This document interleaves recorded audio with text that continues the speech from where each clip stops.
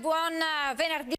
In diretta insieme a voi, puntuali alle 12, con tante notizie, tanta cronaca in primo piano e poi collegamenti ed ospiti. Parleremo di turismo, parleremo di agricoltura con l'assessore regionale Caner e parleremo però anche di economia, della protesta delle associazioni dei consumatori proprio in questi minuti in scena in piazza a Vicenza. Insomma, tante notizie, tanta carne sul fuoco, ma come detto iniziamo subito con la cronaca, perché sono ore d'angoscia in tante province venete che stanno seguendo le ricerche di un elicottero disperso dal tardo pomeriggio di ieri. 7 le persone a bordo, era diretto nel Trevigiano a Castelmigno di Resana per l'esattezza. Angoscia il pilota di 32 anni, un padovano.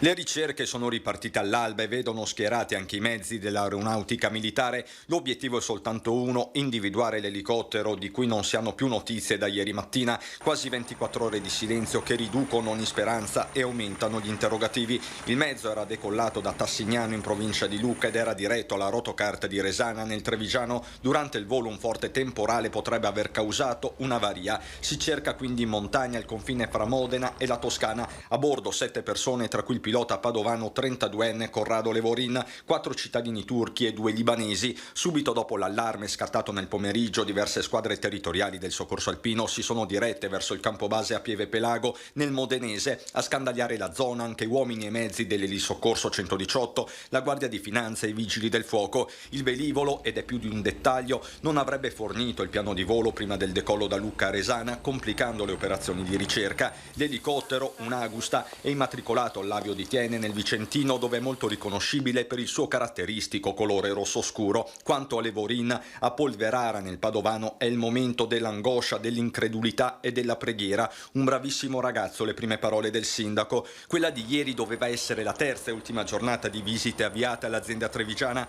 dove si stavano alternando a piccoli gruppi una quarantina di big player stranieri dell'industria internazionale, invitati dal colosso Electric 80, leader mondiale nella logistica aziendale con sede a Viano, Reggio Emilia, che ha organizzato la non-stop di voli in elicottero tra la Toscana e il piazzale della Rotocarta. L'azienda trevigiana era stata scelta come fabbrica simbolo dell'innovazione nel settore della carta igienico e sanitario, una dozzina in tutto tra atterraggi e decolli prima che l'angoscia prendesse il sopravvento. E torneremo tra pochissimo sulla vicenda dell'elicottero scomparso, perché abbiamo raggiunto poco fa la sindaca di Polverara, dove il pilota Corrado Levorin vive, e poi andremo proprio nell'azienda di Castelmigno di Resana, dove ieri l'elicottero era atteso, e quindi torneremo tra pochissimo sulla vicenda del velivolo scomparso. Ma adesso parliamo del doppio femminicidio di Vicenza, perché ieri sera in Piazza dei Signori c'è stata una manifestazione, un modo per abbracciare le due famiglie coinvolte nella tragedia, ma anche per dire basta agli abusi, alle violenze e naturalmente ai femminicidi.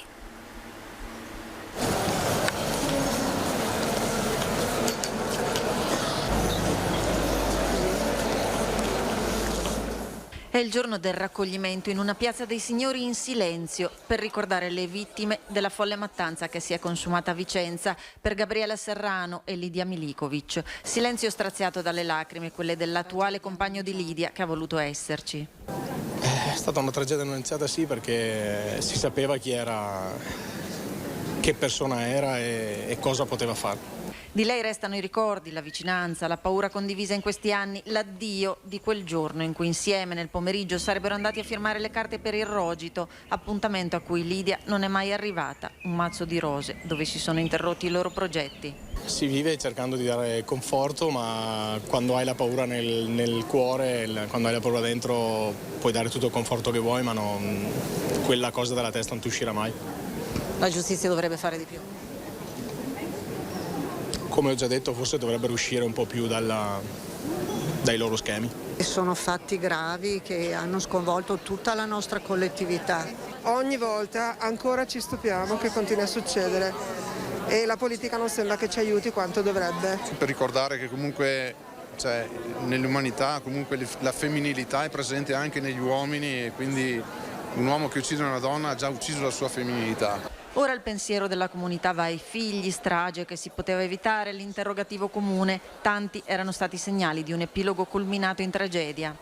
Certe cose non possono ancora accadere né ora né mai, mi ha colpito profondamente, ma per l'efferatezza della violenza con cui è stata perpetrata questa barbarie. E mi dispiace profondamente anche per i figli delle rispettive donne che sono state uccise. Ci ritroviamo sempre e comunque con il discorso della solidarietà quando il fatto è accaduto, mentre dovremmo mettere in atto cose preventive perché questi fatti non accadino più. E penso che siano delle situazioni che sono molto più vicine a noi, più di quanto si possa pensare. Circa 300 le persone tra sindaci del territorio e vicentini che hanno voluto aderire alla manifestazione indetta dall'amministrazione comunale e dall'associazione Donna Chiama Donna e portare il loro abbraccio alle famiglie straziate dal dolore, ribadire il loro no alle violenze.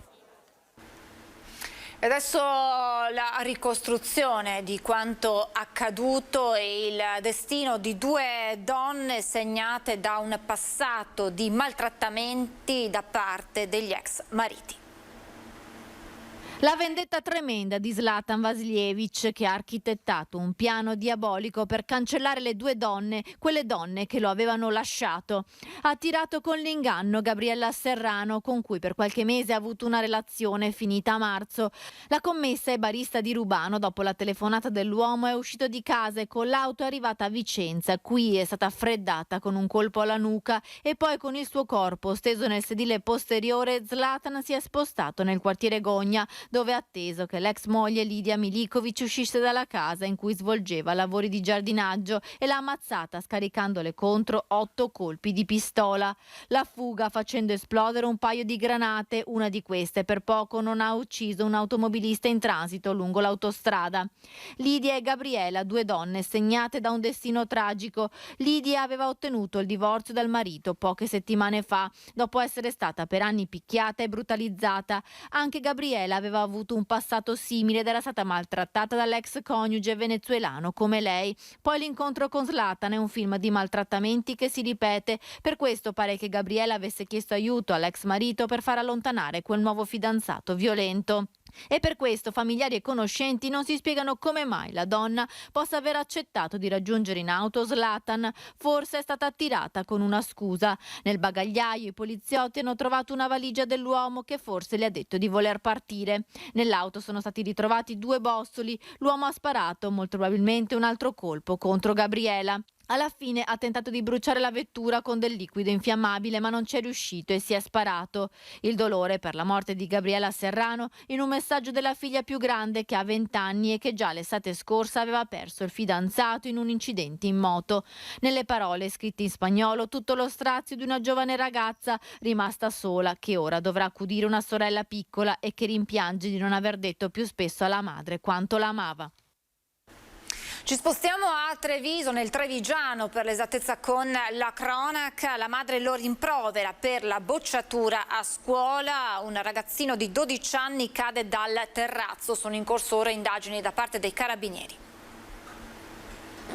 Un litigio tra mamma e figlio causato dalla probabile bocciatura a scuola. Poi tutto accade in un attimo. Il ragazzino 12 anni si sporge dal terrazzo e cade, un volo di 6 metri. La madre sente un tonfo sordo e disperata, si precipita fuori dall'abitazione. Immediatamente viene allertato il suo M118. Il dodicenne ha una brutta frattura al femore, ma fortunatamente le sue condizioni non sono gravi. Nelle prossime ore sarà sottoposto ad un intervento chirurgico. Una tragedia sfiorata. Sul posto sono intervenuti anche i carabinieri che stanno ricostruendo la dinamica di quanto accaduto, indagini che escludono per ora il coinvolgimento di terzi. Il ragazzino, dopo il litigio con la mamma che lo aveva rimproverato per la bocciatura a scuola, si sarebbe gettato volontariamente dal balcone. Secondo i primi riscontri degli uomini dell'arma, il dodicenne non sarebbe stato né spinto né urtato da qualcuno. L'episodio si è consumato in un comune della cintura urbana nella serata di ieri. E allora torniamo alla vicenda dell'elicottero scomparso da ieri, perché siamo stati a Polverara, paese d'origine del pilota Corrado Levorin. Abbiamo intervistato la sindaca che dice Corrado era un pilota, è un pilota esperto. Sono ore di apprensione per le sorti di Corrado Levorin, il 33enne pilota padovano che era ai comandi dell'elicottero di cui ieri mattina si sono perse le tracce mentre sorvolava gli Appennini al confine tra Toscana ed Emilia-Romagna. Levorin, pilota ed istruttore di volo, stava trasportando 6 imprenditori stranieri da Lucca a Resana nel Trevigiano, dove erano attesi nell'azienda Rotocart di Castelminio. A Polverara, il piccolo comune della Bassa Padovana dove vive la famiglia di Corrado Levorin, si attendono notizie. La sindaca Alice Bulgarello è in costante contatto con i genitori del giovane pilota. Sono momenti di preoccupazione e stiamo attendendo che arrivino presto notizie e da ieri insomma stiamo sperando che siano delle buone notizie. È un piccolo comune il nostro, ci conosciamo praticamente tutti e con il signor Levorin con Graziano ci incontriamo spesso, quindi stamattina ci siamo sentiti e sotto costo insomma gli ho detto che stiamo pregando tutti, siamo tutti in apprensione, attendiamo buone notizie. Alice Bulgarello conosce Corrado fin da piccolo ed è stata sua animatrice in parrocchia. Il 33enne aveva sempre avuto il sogno di volare ed è un pilota molto esperto, dice. Sappiamo che Corrado era un pilota esperto, molto attento, quindi vogliamo sperare che ce l'abbia fatta, sia riuscito in qualche modo a mettere in pratica le sue enormi conoscenze e capacità e ad avere un risvolto positivo. E sono ore d'angoscia anche a Castelminio di Resana, dove ieri l'elicottero doveva atterrare ma dove non è mai arrivata. Si spera in un epilogo positivo. Buongiorno al nostro Lucio Zanato che si trova proprio a Castelminio di Resana.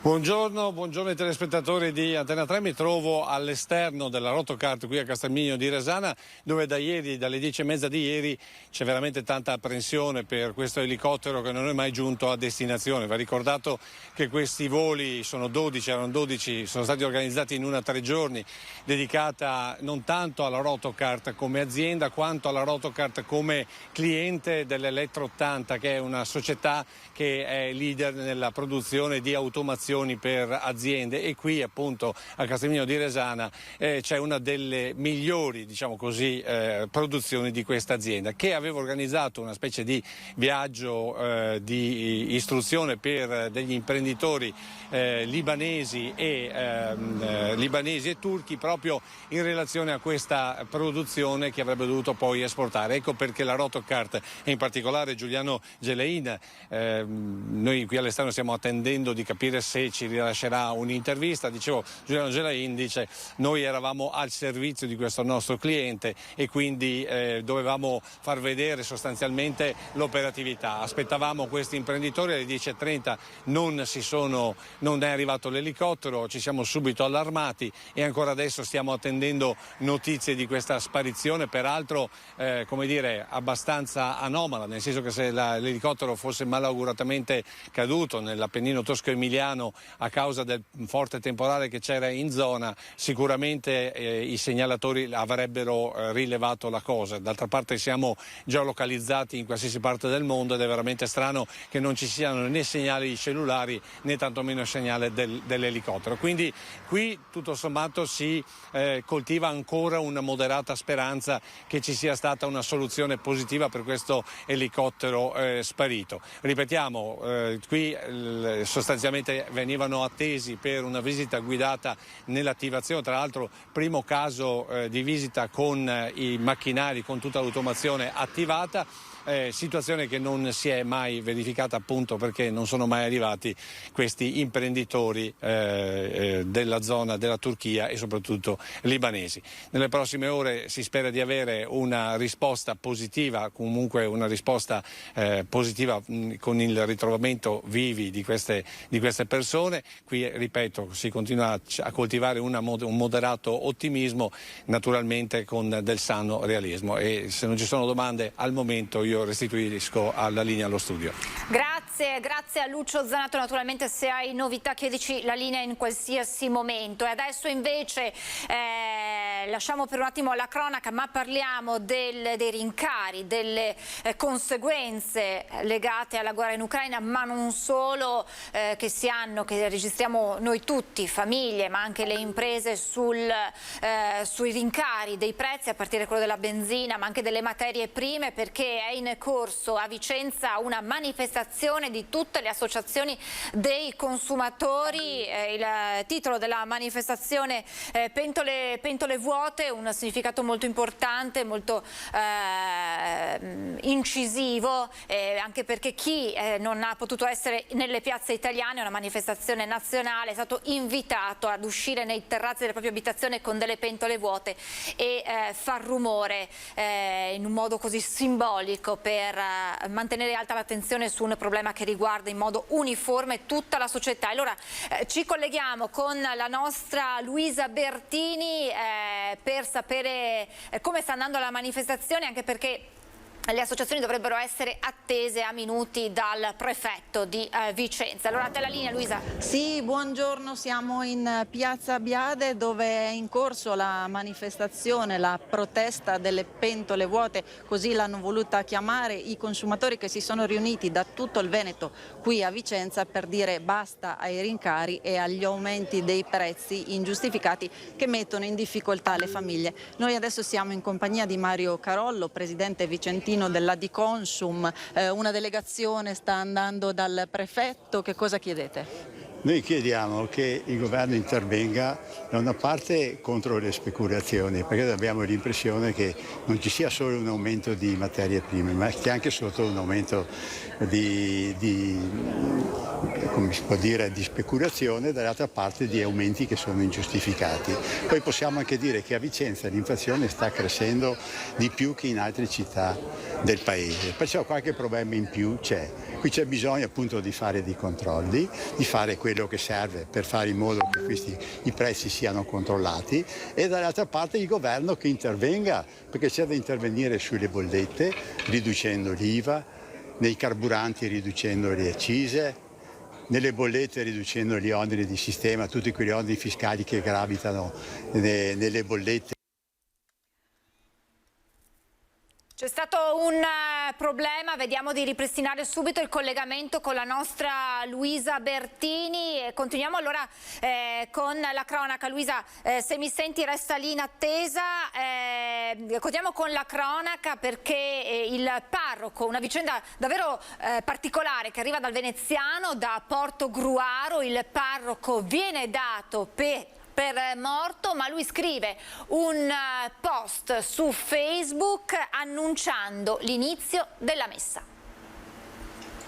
Il parroco di Portogruaro, Don Lino Pigatto, viene dato per morto, ma lui fa un video su Facebook per rassicurare tutti. Sono vivo e ora comincio la messa. La residenza per anziani Francescon di Portogruaro, dove il parroco presta servizio da 8 anni, è stata a quel punto letteralmente inondata di telefonate tra esponenti politici, fedeli e anche parenti, allarmati per quanto avevano letto. Nato a Portogruaro nel 1936, Monsignor Lino è stato consacrato sacerdote nel 1960 a San Giovanni di Casarsa. Da non dimenticare l'esperienza nella pastorale missionaria con un gruppo di laici in Africa. Sono Don Lino, oggi è giovedì e sono le 11. Ragazzi, ha detto, sono vivo, anzi ora comincio la messa perché è la giornata sacerdotale. Prego per i preti ma anche per la comunità di Giai. Un saluto a tutti e, ha concluso il Don, cercate di stare il meglio che potete. Vediamo se riusciamo poi a ripristinare il collegamento con Luisa Bertini, ma torneremo a Vicenza con le associazioni di categoria. Dovremo avere tra pochissimo il presidente di Adiconsum Veneto che ci darà i risultati di questo incontro con il prefetto di Vicenza. Quindi torneremo sulla manifestazione delle associazioni dei consumatori sui rincari sul caro vita in scena in questi minuti a Vicenza. Adesso però ci fermiamo per qualche istante di pubblicità, tra poco.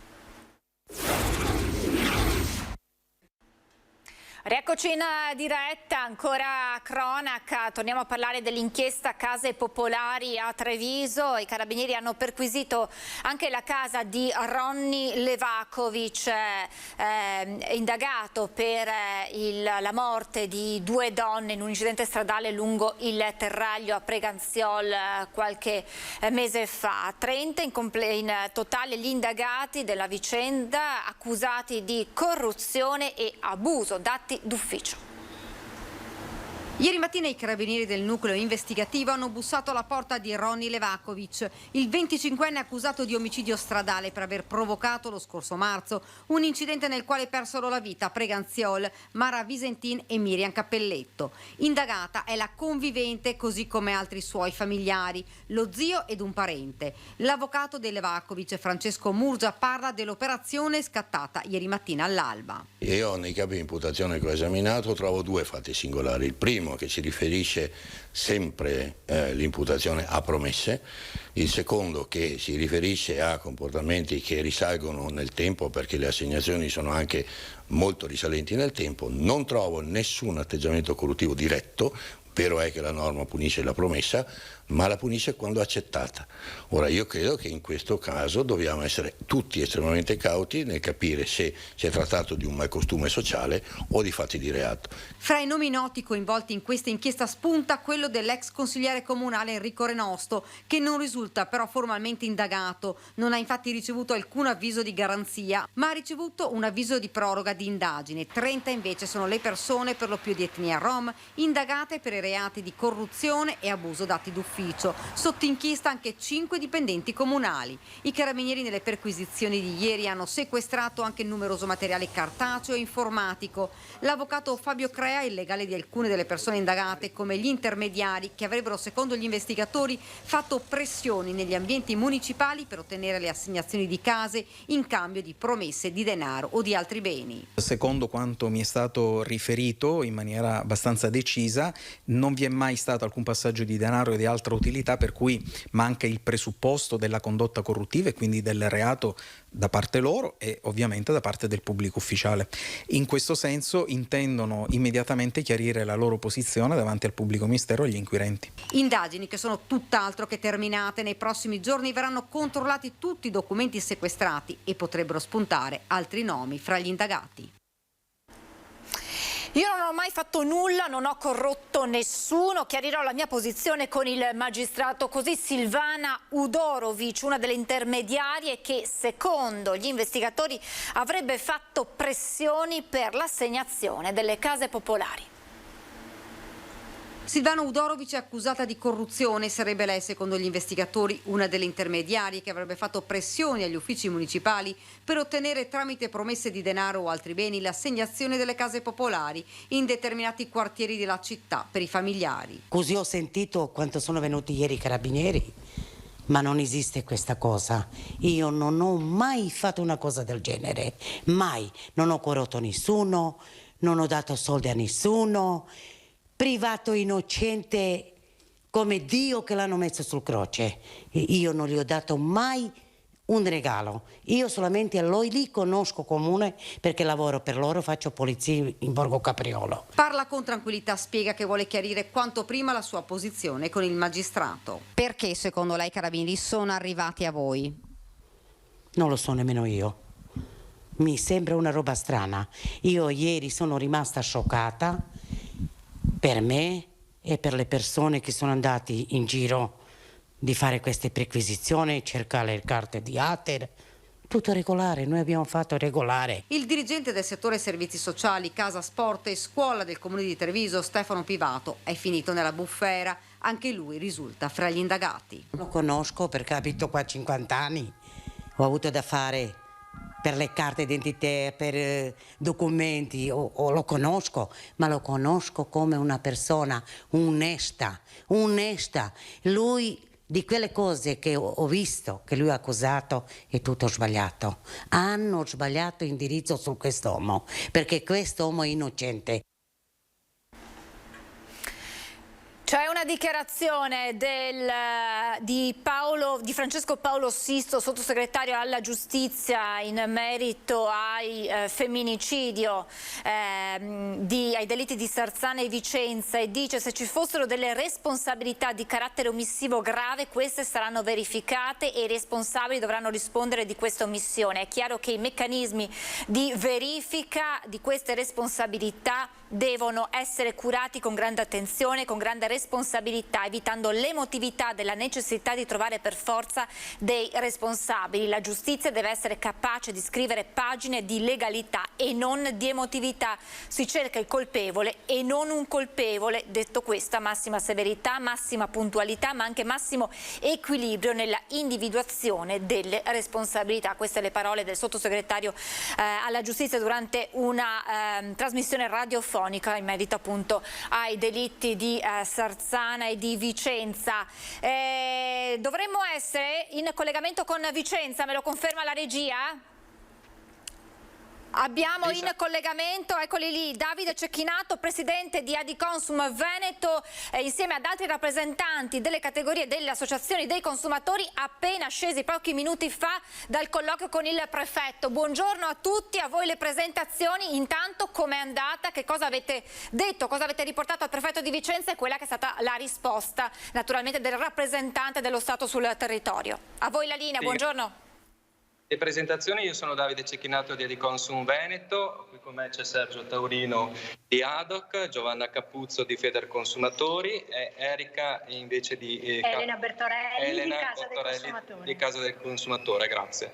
Abbiamo appena terminato il colloquio con il prefetto, a cui abbiamo consegnato il documento di rivendicazione dell'Associazione dei Consumatori contro la lotta alla carovita, e ci ha dato ampia disponibilità, ci ha ascoltato. Questa è una manifestazione che si sta svolgendo in tutta Italia e qui nel Veneto a Vicenza. Lascio la parola adesso ai colleghi per una breve battuta. Sì, è stato un intervento, un incontro molto positivo, anche perché insomma il prefetto ha una sensibilità particolare e un'attenzione verso i corpi intermedi. Noi in qualità di associazione dei consumatori rappresentiamo ovviamente le difficoltà in cui versano attualmente le famiglie e non solo, anche il mondo produttivo. Abbiamo ovviamente chiesto al prefetto, in qualità di rappresentante del governo territoriale, di portare al governo centrale le nostre istanze, rafforzando ovviamente il valore delle richieste che noi qua ovviamente abbiamo chiesto, qua davanti a lui e in piazza, ovviamente in piazza Biade questa mattina. Quello che noi chiediamo sono di fatto delle riforme strutturali che intervengano affinché non si verifichino più non solo ovviamente gli aumenti e i rincari che stiamo subendo adesso, ma ovviamente ci siano anche delle visioni totalmente diverse per quanto riguarda anche soprattutto il settore dell'energia e tutto quello che ovviamente a questo è collegato. Allora, salve, quindi il prefetto ci ha assicurato che sarà il nostro portavoce. Siamo contenti perché finalmente le istituzioni ci stanno dando anche una mano. Come hanno detto i miei colleghi, chiaramente abbiamo sviluppato tutti i temi, dall'energia agli aumenti degli alimentari, eccetera. Teniamo a far presente che in questo momento le istituzioni si dovranno prendere carico di quelle che sono le nostre istanze. Le abbiamo messe in 6 punti, quei 6 punti sono stati consegnati e per cui daremo anche noi il nostro contributo e abbiamo assicurato al prefetto che saremo, diciamo, come dire, gli intermediari di quelle che saranno le volontà dei cittadini per qualsiasi esigenza abbiano. Elena Bertorelli, Casa del Consumatore. Già hanno i punti principali, li hanno già esposti i miei colleghi. Naturalmente è fondamentale il controllo dei prezzi, perché ci sembra, e lo abbiamo naturalmente esposto, che gli aumenti del carburante, degli alimenti, del grano siano avvenuti troppo presto. Quindi ci siamo chiesti e abbiamo chiesto: sono realmente dovuti a questa situazione di guerra o c'è un fondo di speculazione? Ecco che diventerebbero importantissimi la costituzione l'istituzione di alcuni comitati territoriali di controllo di cui potessero far parte per esempio le associazioni consumatori iscritte in Regione Veneto per poter controllare effettivamente gli aumenti dei prezzi ed evitarli. Certo, perché c'è l'ombra di possibili speculazioni dietro a questi rincari così importanti e così repentini. Cecchinato, la situazione delle famiglie, le imprese da una parte e poi ci sono le famiglie, si rischia di crearsi un circolo vizioso perché poi la possibilità di spesa diminuisce e quindi non si può più consumare, il consumatore si trova limitato nei propri consumi. Insomma, qual è la situazione che è emersa oggi dalla piazza vicentina, ma che poi è quella che è emersa da tutte le piazze italiane, oggi accomunate e legate da questo filo conduttore della manifestazione delle associazioni di categoria dei consumatori? La situazione è critica, le famiglie in difficoltà fanno fatica a arrivare alla fine del mese e soprattutto stanno dando fondo ai loro risparmi. E chiaramente c'è un problema nel collegamento, vediamo di ripristinare il collegamento con... spendono... Aspetti un attimo, Cecchinato, non la vediamo più. Aspetti un attimo, vediamo se possiamo ripristinare sia l'audio che il video. Lo ricordiamo, le associazioni dei consumatori appena uscite dall'incontro, erano davanti alla prefettura di Vicenza, l'incontro con il prefetto, in 6 punti sono state riassunte le loro proposte di fronte a questi rincari delle materie prime, del carburante, rincari, lo avete sentito, improvvisi e davvero molto molto importanti che hanno un impatto sulle imprese e sulla vita delle famiglie davvero pesante. Eccoci qua, prego Cecchinato. Sì, dicevo che le famiglie sono in difficoltà, fanno fatica ad arrivare alla fine del mese e soprattutto hanno adottato una strategia difensiva, non spendono e questo chiaramente ha un suo riflesso nell'economia reale perché i consumi facevano già fatica prima a ripartire e adesso fanno ancora più fatica. Quindi il futuro non è roseo. Noi abbiamo presentato quelle che sono le nostre istanze, speriamo che vengano accolte, bisogna essere tempestivi perché la situazione è piuttosto critica. C'è chi ha il timore che possa questo portare anche a delle tensioni sociali, perché quando non si riesce nemmeno a fare la e quindi a portare in tavola il cibo e comunque non si riesce anche semplicemente a fare il pieno alla propria auto, si rischia che questo poi possa esplodere. C'è qualche segnale? Condividete questa preoccupazione? Beh, la preoccupazione può essere lecita, è un'ipotesi che ovviamente non deve essere abbandonata, motivo per il quale è tanto più urgente adesso intervenire in maniera immediata e strutturale, proprio per evitare che ci sia il rischio che vengano a verificarsi i fenomeni che lei ha in qualche modo ipotizzato. Avete in programma ulteriori manifestazioni? Questa resterà una manifestazione a sé in qualche modo o pensate, nel caso questi 6 punti non verranno in qualche modo ascoltati, di ritornare nelle piazze? Beh, allora, secondo io, per quanto riguarda questa manifestazione, sicuramente già incominciamo ad avere i primi report già dalle piazze che abbiamo visto in diretta Facebook, c'è stata partecipazione. Questo ci incoraggia. Io sono convinto che, come lei precedentemente aveva chiesto, se si sarebbero acuite le tensioni sociali, sicuramente ci sarà un monitoraggio, perché nel momento in cui noi che siamo i nervi scoperti della cittadinanza, perché le persone si rivolgono da noi quando hanno dei problemi seri, e non li tocchiamo con mano, dovremmo sicuramente prendere altre iniziative. Io spero che comunque anche questi 6 punti che abbiamo portato al governo diventino un obiettivo non a lunga scadenza, ma un obiettivo a breve scadenza, in modo che quello che lei ha paventato, cioè la tensione sociale, si verifichi. Noi continuiamo a monitorare nelle attività, negli alimentari, nell'energia, nella telefonia e in tutte quelle che sono gli ambiti del consumerismo, stiamo cercando di monitorare. Ma questo non basta, perché il monitoraggio è una cosa, la speculazione si può anche denunciare, però qua stiamo parlando di riforme strutturali, quindi stiamo parlando non di pezze, non di sì, famosi 200 euro, per carità, va tutto bene, ma stiamo parlando di riforme strutturali.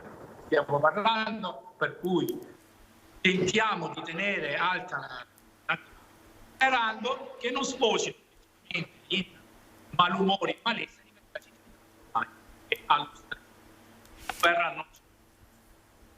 Grazie davvero Davide Cecchinato, presidente di Consum Veneto, e grazie a tutti gli altri rappresentanti delle associazioni dei consumatori che ci hanno raccontato di questa manifestazione e dei risultati dell'incontro con il prefetto di Vicenza. Grazie davvero a tutti e quattro e naturalmente buon lavoro e torneremo ad aggiornarci presto. Grazie.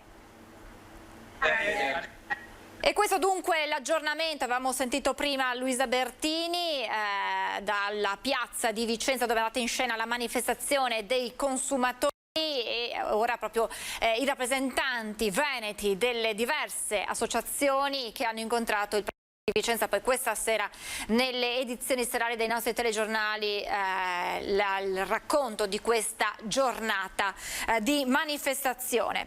E adesso andiamo avanti, restiamo a Vicenza ma torniamo alla cronaca con l'operazione ieri della Guardia di Finanza che ha confiscato 190.000 euro ad un imprenditore vicentino, un'operazione sull'evasione fiscale. I finanzieri del Comando Provinciale di Vicenza hanno eseguito una confisca per equivalente fino a concorrenza di oltre 190.000 euro nei confronti di un imprenditore vicentino impegnato nell'attività di commercio all'ingrosso di articoli antincendio e antinfortunistici.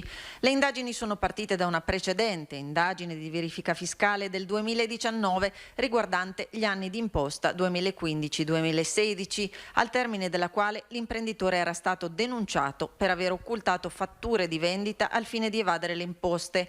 Era stato possibile scoprire e ricostruire un volume d'affari non dichiarato per più di 400.000 euro. Successivamente al passaggio in giudicato della sentenza di applicazione della pena, su richiesta delle parti, il giudice ha disposto la confisca del profitto del reato fiscale per la somma di oltre 190.000 euro.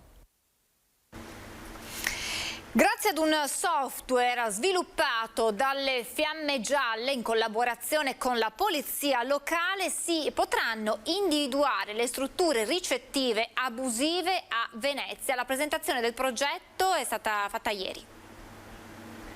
Con la ripresa delle presenze turistiche a Venezia aumentano i controlli sul fenomeno dell'abusivismo che coinvolge le strutture ricettive.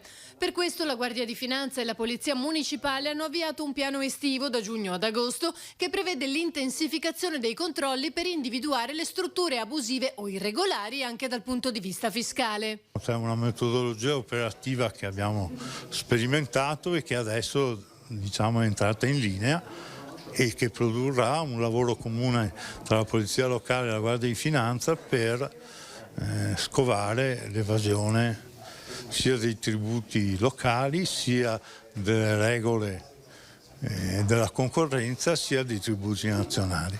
Il lavoro si sviluppa attraverso l'utilizzo di un software ideato dalle Fiamme Gialle. Questi software, avendo la possibilità di, in questo caso, catturare informazioni dai siti di prenotazione online, incrociati con una serie di informazioni e dati messi a disposizione dal Comune ed incrociate con altre banche dati, soprattutto per quanto riguarda i profili reddituali, consente di individuare soggetti potenzialmente maggiormente a rischio, sui quali ovvio si tende a orientare più l'azione di controllo. Il piano è stato preceduto da un'attività di analisi di rischio avviata a marzo, cui si sono aggiunti i dati acquisiti nelle scorse settimane grazie alla somministrazione di questionari per la raccolta di informazioni nei confronti dei turisti in partenza. Questi controlli sono stati orientati soprattutto a verificare strutture ricettive abusive, irregolari, non autorizzate,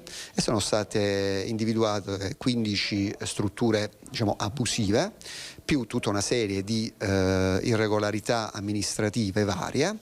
In alcuni casi abbiamo anche deciso di effettuare un approfondimento da un punto di vista strettamente fiscale e sono stati individuate elementi, noi li chiamiamo elementi positivi di reddito, cioè ricavi non dichiarati per 140.000 euro.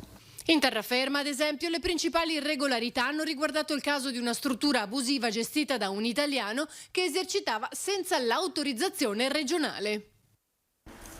E adesso diamo il buongiorno all'assessore della Regione Veneto all'agricoltura e al turismo Federico Caner in viaggio. Buongiorno assessore, grazie per essere qui con noi nonostante appunto i suoi tanti impegni. Ben ritrovato. Sì, buongiorno a lei e a tutti i telespettatori. Purtroppo sono sempre in movimento da una parte all'altra della regione per questioni turistiche e non solo, anche per le materie agricole, quindi chiedo scusa della modalità, però purtroppo non ho altre possibilità. Assolutamente, grazie, speriamo che il collegamento regga. Allora andiamo subito, assessore, sul tema agricoltura, perché abbiamo un'agricoltura che sta vivendo un periodo non certo facile. Prima la siccità, poi danni causati dal maltempo. Possiamo fare un po' il punto della situazione e capire quelle che saranno poi le ripercussioni, perché sappiamo che poi questo ha sempre delle conseguenze anche sui prezzi che poi i cittadini si trovano con i quali devono fare i conti quando vanno a fare la spesa. Sì, la situazione dell'agricoltura, come diceva lei, è in forte difficoltà, legata ovviamente alla crisi ucraina in particolare. E poi io devo dire francamente che secondo me c'è anche una problematica legata alla speculazione, in particolare su alcune derrate agricole. Penso al tema del mais, dell'olio di girasole, in particolare della soia, dove francamente c'è almeno 10 euro al quintale di speculazione sopra. Questo mette in difficoltà anche i nostri agricoltori, i quali vorrebbero seminare in questo periodo, in particolare il mais da raccogliere a settembre-ottobre, ma c'è un'incertezza su quello che sarà il prezzo prossimo venturo, perché dobbiamo anche dire che di fronte a un innalzamento del valore, per esempio, del mais, c'è un innalzamento del valore, diciamo, dei fertilizzanti, che sono letteralmente schizzati, quindi anche se c'è un aumento del prezzo che in teoria dovrebbe favorire l'agricoltore, in realtà i costi del ricavo che lui ne avrà. Di conseguenza c'è molta preoccupazione per ciò che potrà accadere in futuro, senza parlare del tema della zootecnia che è messa in forte difficoltà. Quindi siamo tutti molto preoccupati di ciò che sta accadendo e ovviamente la cosa si risolverà solo quando avremo uno spiraglio sulla fine o presunta fine di questa guerra. C'è proprio anche il rischio, ci dicevano degli addetti ai lavori, di chiusura di stalle, di allevamenti, perché insomma i prezzi, pensiamo semplicemente a tutto il discorso sul prezzo del latte, sta mettendo in grossa difficoltà la sopravvivenza di tante realtà che sono un patrimonio per il nostro territorio, per la nostra regione. Sì, certo, uno dei settori che soffre più di tutti è proprio il settore zootecnico, in particolare legato al latte, quindi alle vacche da latte, ma anche da carne è in difficoltà. Hanno già cominciato a chiudere le nostre stalle, già da alcuni mesi, e purtroppo questo fenomeno non si arresta. La cosa brutta è che molti allevatori portano le vacche a macellare, o peggio ancora arrivano gli stranieri a comprare le nostre vacche da latte, perché il tema è che in realtà c'è necessità di produzione di latte, perché c'è una diminuzione di produzione non solo in Italia ma in Europa del 2,8% in media. Questo è molto grave, perché significa che tra qualche anno o tra qualche mese noi avremo la necessità di avere nuove risorse a disposizione, nuove produzioni a disposizione, e quindi noi avremo il prezzo a centesimo del latte che arriverà tranquillamente a 60 centesimi. Questo significa che tra qualche anno o tra qualche mese, purtroppo, noi dovremo andarci a prendere il latte in Germania se chiudono le nostre stalle. Questo è un paradosso incredibile, perché abbiamo un latte di qualità che viene pagato meno del latte tedesco, ma è soprattutto un latte che ci permette di fare i nostri prodotti tipici locali.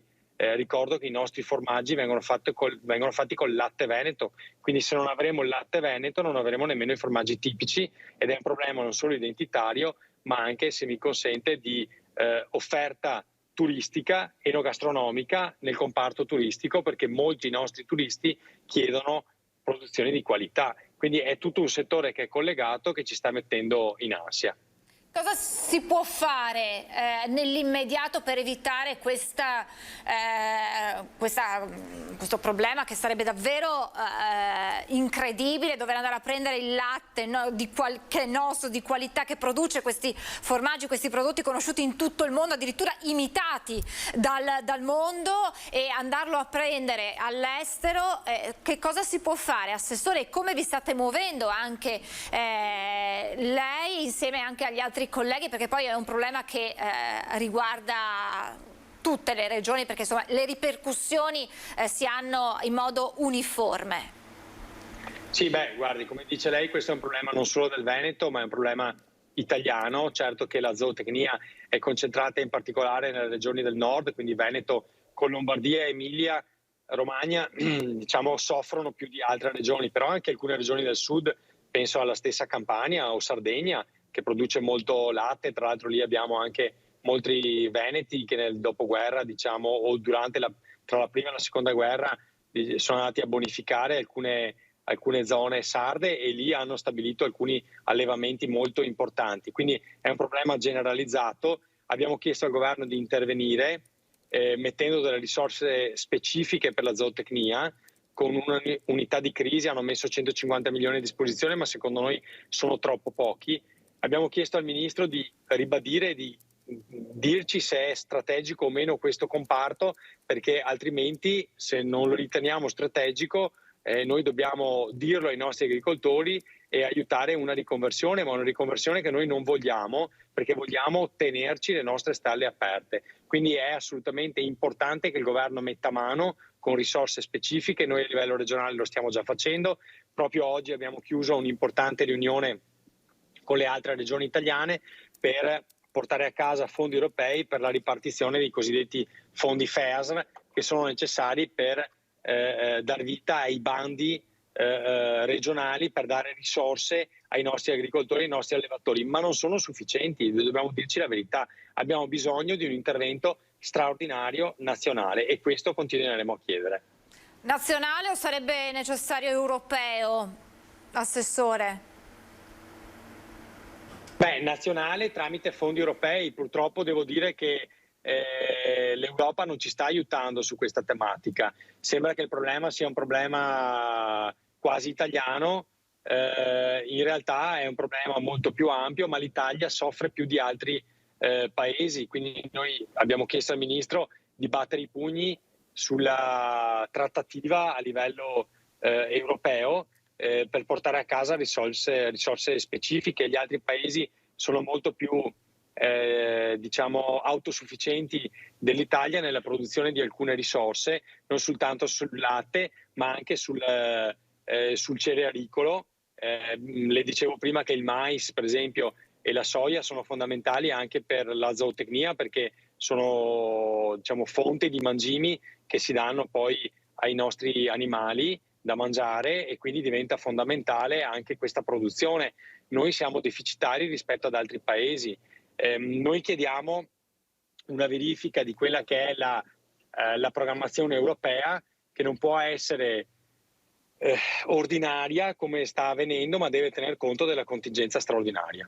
Assessore, ci sono delle novità sulla vicenda Prošek? Sì, ci sono delle novità, nel senso che noi stiamo portando avanti una battaglia molto importante, condivisa anche dalla Commissione Politica Agricole, perché questa battaglia che facciamo sul Prosecco non riguarda soltanto il Prosecco, ma riguarda tutte le denominazioni specifiche venete e italiane. Abbiamo approvato un documento in conferenza delle regioni, quindi portato avanti dalla Regione Veneto per conto di tutta Italia. Il Presidente Fedriga l'ha proposto a Draghi. Abbiamo chiesto un impegno al Primo Ministro in sede europea per difendere non solo il Prosecco dal Prosecco, ma per difendere tutte le denominazioni italiane. Penso anche all'aceto balsamico di Modena, così come anche il pomodoro pachino o tutte le DOP e IGP che abbiamo in Italia. Far passare il concetto del Prosecco significa scardinare un concetto di difesa delle denominazioni che poi va a rischio per tutta Italia. Tant'è vero che su questa battaglia non siamo soli come Veneto, ma tutta Italia ci sta sostenendo. È arrivata la risposta del Premier? C'è un impegno?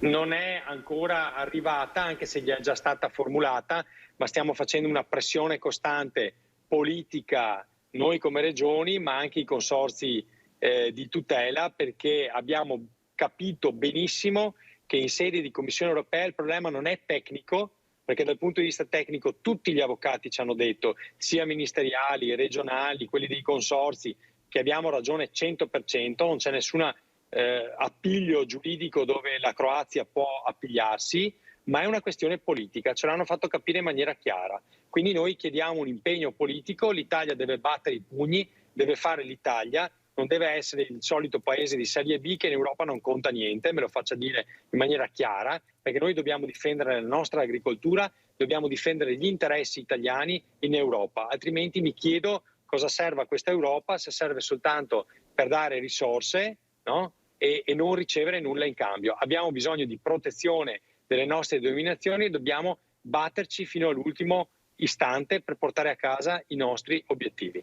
Ultimissima domanda, poi la lasciamo, Assessore, e sorridiamo perché la stagione estiva ormai è al via, una stagione davvero l'anno della ripartenza, perché vengono meno quelle restrizioni, restano solo delle raccomandazioni, tutte quelle restrizioni che hanno caratterizzato queste ultime 2 stagioni estive. Si riparte con però un piccolo nodo che riguarda la carenza di molte figure professionali che operano nel mondo del turismo, a partire dai bagnini, ma anche tutti quei settori, quelle figure che operano all'interno di bar, di ristoranti e non solo. Che stagione estiva sarà alla luce anche di queste carenze?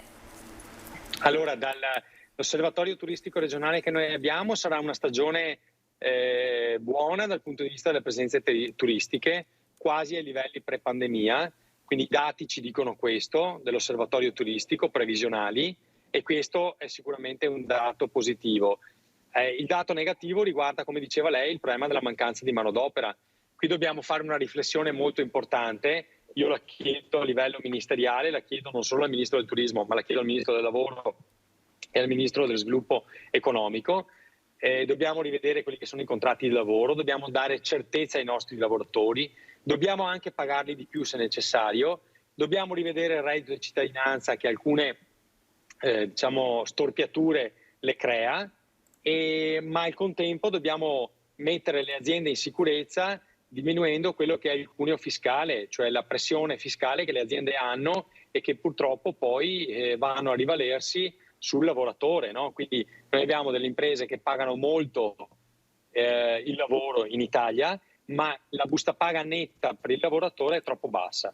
Quindi dobbiamo lavorare su questa differenza, su questo cuneo, e per fare questo dobbiamo rivedere le cose a 360 gradi, non possiamo intervenire solo in un parametro. Ecco, io per esempio che ce l'ho molto con il reddito di cittadinanza, perché secondo me è una misura che non crea lavoro, ecco, ma diciamo che incentiva le persone a starsene a casa, però è anche vero che se tu tocchi solo quel parametro là e non sistemi anche altri elementi, tra cui il cuneo fiscale, tra cui la professionalità dei nostri camerieri di sala piuttosto che i nostri cuochi, lavorando sulla formazione, pagandoli di più, dandogli i diritti che gli spettano, rischiamo di fare un lavoro parziale. Quindi dobbiamo ragionare con un tavolo di concertazione importante che secondo me deve vedere anche gli attori non solo delle associazioni di categoria ma anche dei sindacati, per creare un nuovo patto sociale all'interno dell'Italia. Se non facciamo questo, noi rischiamo nei prossimi anni di avere mancanza di manodopera non soltanto sul settore turistico, ma anche sul settore agricolo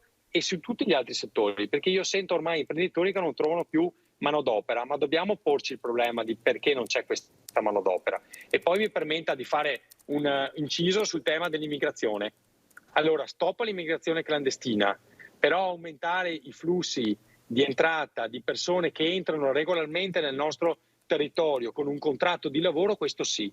Quindi io trovo assurdo mantenere basso, no, i flussi di entrata degli immigrati che vogliono venire a lavorare perché abbiamo purtroppo nel contempo tanta immigrazione clandestina, allora blocchiamo l'immigrazione clandestina e aumentiamo le quote di immigrati che entrano nel nostro paese su richiesta di imprenditori che offrono un contratto regolare di lavoro, quindi garanzia e tutela per gente che vuole crearsi anche un futuro nel nostro paese. Questa è una cosa assurda, è veramente una distorsione che abbiamo soltanto nel nostro paese, dove riduciamo i flussi di ingresso regolari. Perché? Perché abbiamo troppi irregolari presenti nel territorio. Lei capisce che è una cosa assurda. Blocchiamo l'immigrazione regolare e diamo invece spazio a quella immigrazione regolare fatta di contratti di lavoro, così andiamo incontro a persone che hanno voglia di lavorare, voglia di costruirsi una famiglia, e veniamo incontro anche ai nostri imprenditori che ci chiedono manodopera.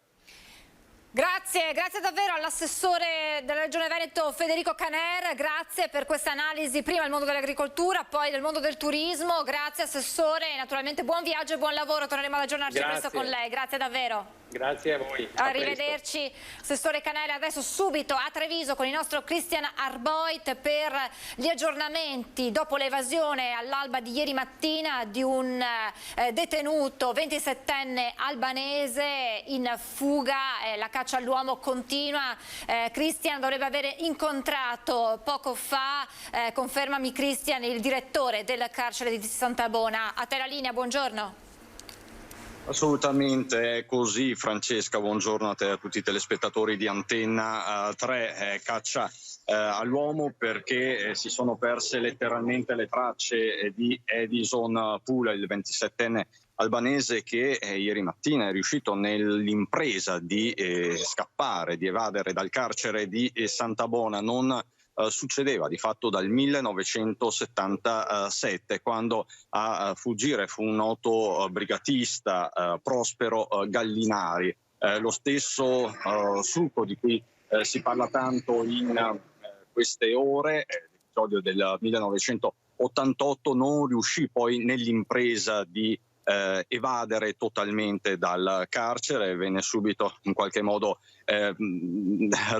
ricondotto nella sua cella. Così non è stato per Pula, dove è finito per il momento non si sa soltanto che le forze dell'ordine stanno scandagliando tutti i suoi contatti e le ricerche ovviamente proseguono. A sua volta il direttore del carcere di Sant'Abona, Alberto Quagliotto, ha avviato delle verifiche interne, verifiche che sono effettuate sia tramite videosorveglianza, quindi si stanno setacciando i nastri delle varie telecamere, sia quelle interne che quelle esterne, sia si sta parlando con i detenuti, con i compagni di cella, non solo dell'albanese.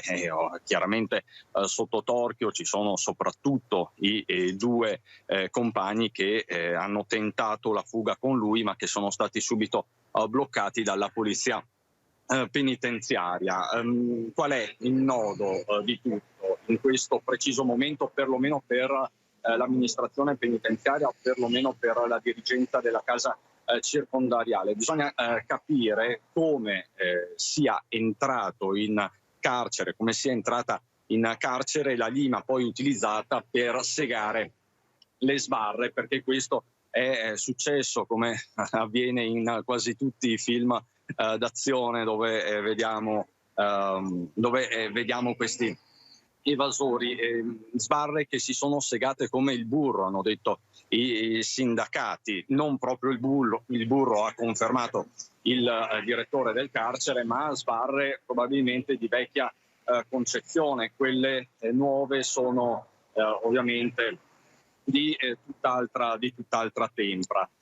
Diciamo che lo stesso direttore però rimanda al mittente le accuse di scarsa sicurezza che in queste ore stanno piovendo da parte sindacale. Dice il carcere è sicuro, per l'appunto un episodio analogo, simile, si è registrato più di 40 anni fa, nel 1977, con Prospero Gallinari. Quindi si tratta di un fatto davvero eccezionale. Quanto alla pericolosità di Pula, insomma, questa sembra fuori di discussione, anche se il suo legale Fabio Crea dice non c'è un pericolo ovviamente per la popolazione, però il curriculum delinquenziale è di tutto rispetto, una cinquantina di furti soprattutto nelle ville della zona e poi delle indagini e delle condanne importanti in Albania, tra queste anche una per tentato omicidio, quindi non uno stinco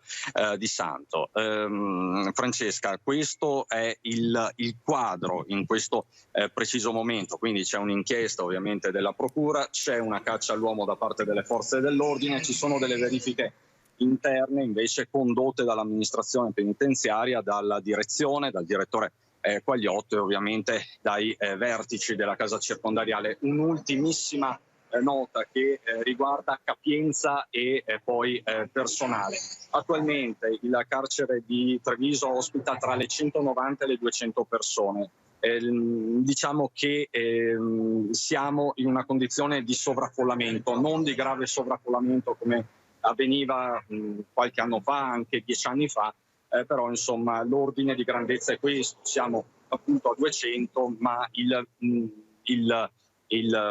livello consentito sarebbe 137, 140. Sul fronte del personale manca un 20%, diciamo così, un 18-19% di personale, quindi di guardie carcerarie e di addetti anche amministrativi. Questa è la fotografia esatta in questo momento del carcere di Treviso, dove, te lo ricordo in ultimissima battuta, nell'aprile scorso c'erano stati parecchi danni nella mega rissa scoppiata nell'ala del carcere minorile che attiene ad un'altra amministrazione, non dipende dalla direzione della casa circondariale, quindi da Quagliotto per intenderci, ma di fatto dipende poi dalla giustizia minorile che fa capo a Venezia. In questo caso il carcere minorile non è stato più riaperto, c'è solo, diciamo così, il centro di prima accoglienza. In quel caso scoppiò una mega rivolta e poi appunto tutti i minorenni vennero condotti in altre case circondariali, soprattutto del sud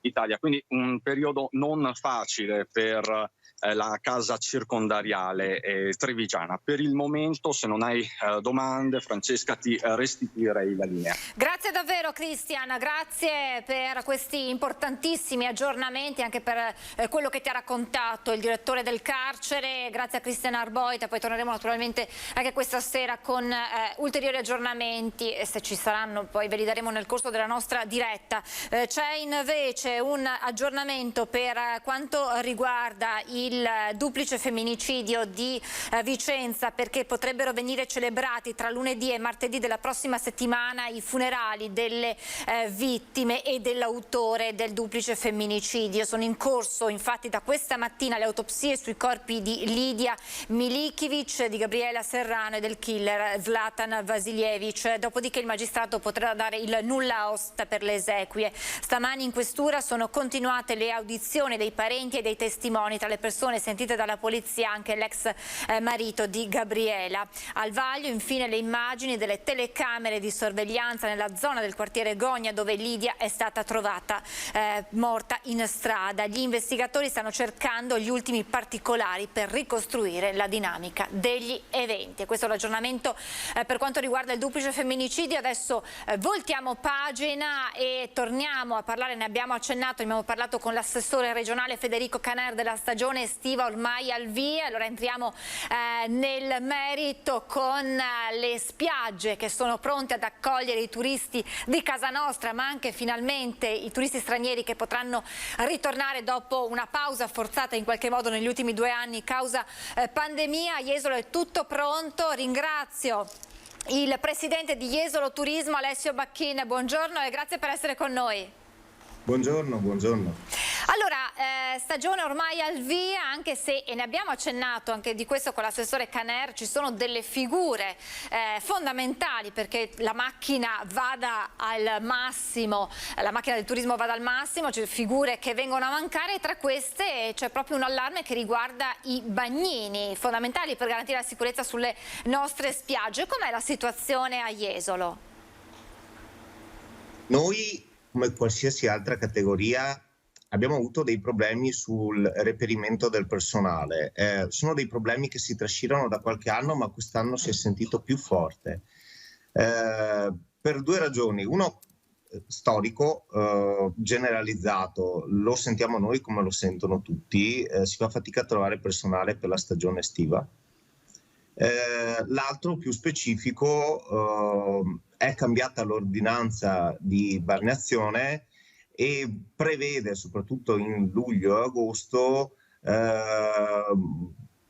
più personale, perché richiede di coprire più ore. Quando, non so se vi ricordate, la vecchia bandiera gialla che veniva issata sulle torrette da 12:30 alle 3:30 e voleva dire che c'era solo un assistente bagnante, quest'anno non la vedrete perché in luglio e agosto gli assistenti bagnanti saranno sempre 2, quindi dalle 9:30 di mattina fino alle 19 di sera ci saranno 2 assistenti. Quindi al problema che hanno avuto tutti abbiamo dovuto aggiungere questo di reperire nuovo personale per andare a sostituire e a consentire la pausa ai lavoratori che erano in torretta. Fortunatamente devo dire che nelle ultime settimane, se non addirittura negli ultimi giorni, si sono presentati tutta una serie di ragazzi che hanno fatto il brevetto di salvataggio con l'estensione a mare, ragazzi che finiscono le scuole, magari che sono in pausa dagli studi universitari e che andranno a sostituire gli altri assistenti bagnanti proprio in queste ore. Quindi il problema lo stiamo superando, ma è un problema che c'è e c'è da qualche anno. Ho sentito prima l'assessore che ha toccato temi importanti di cui ovviamente io non sono in grado di parlare. Posso riferire per la nostra realtà, ma non solo per la nostra, anche per altre località di mare. Tra gli altri problemi c'è anche quello del reperimento dell'alloggio per chi viene a lavorare. È difficile per loro trovare un alloggio e spesso rischiano di andare a erodere parte di quello che guadagnano, buona parte di quello che guadagnano, quindi è anche per quello che si fa fatica a portarli a Jesolo. È un problema che ovviamente va risolto e stiamo noi, ma non solo noi, lavorando per risolvere quel problema. Comunque fortunatamente il problema è stato risolto, è in via di soluzione. La sicurezza verrà garantita come ogni anno ai massimi livelli. Jesolo fortunatamente è famosa per questo, diamo il massimo della sicurezza ai nostri clienti, anzi agli utenti, quindi sia ai residenti che agli ospiti che ci vengono a trovare o in giornata o in vacanza lunga. Quindi insomma i bagnini saranno al loro posto sulla spiaggia, lungo tutta la spiaggia di Jesolo, e le chiedo che stagione estiva sarà questa, appunto dopo le restrizioni legate alla pandemia delle ultime 2 stagioni estive. Vengono meno, immagino, quelle che erano le restrizioni, e quindi come si arriverà in spiaggia? Ci saranno delle raccomandazioni però, immaginiamo, perché insomma i casi ci sono ancora, anche oggi il report della regione ci riporta nuove positività, e quindi insomma l'attenzione deve sempre rimanere alta, ma si può tornare a rilassarsi in spiaggia senza quelle che erano le tante restrizioni che erano state applicate anche proprio negli stabilimenti balneari. Sì, con il venir meno dello stato di emergenza sono venute meno tutte le restrizioni che ci sono state negli ultimi 2 anni. È vero però che tutti i concessionari, non solo di Jesolo ma in genere del Veneto, stanno mantenendo tutte quelle attenzioni che avevano implementato negli ultimi 2 anni. Ne dico una per tutte: la sanificazione dei lettini e degli ombrelloni. Sono sicurezze in più che si danno al cliente, sono servizi in più che si danno, che non si vedono ma ci sono, hanno ovviamente un costo ma diventa qualità per il cliente. E quindi si è mantenuto un livello elevato di sicurezza e di qualità che c'era già prima, ma lo si è elevato. Ovunque, soprattutto in Veneto, si sono mantenuti anche dei protocolli che c'erano solo nella regione Veneto, il protocollo Blue Zone, ne dico uno per tutti.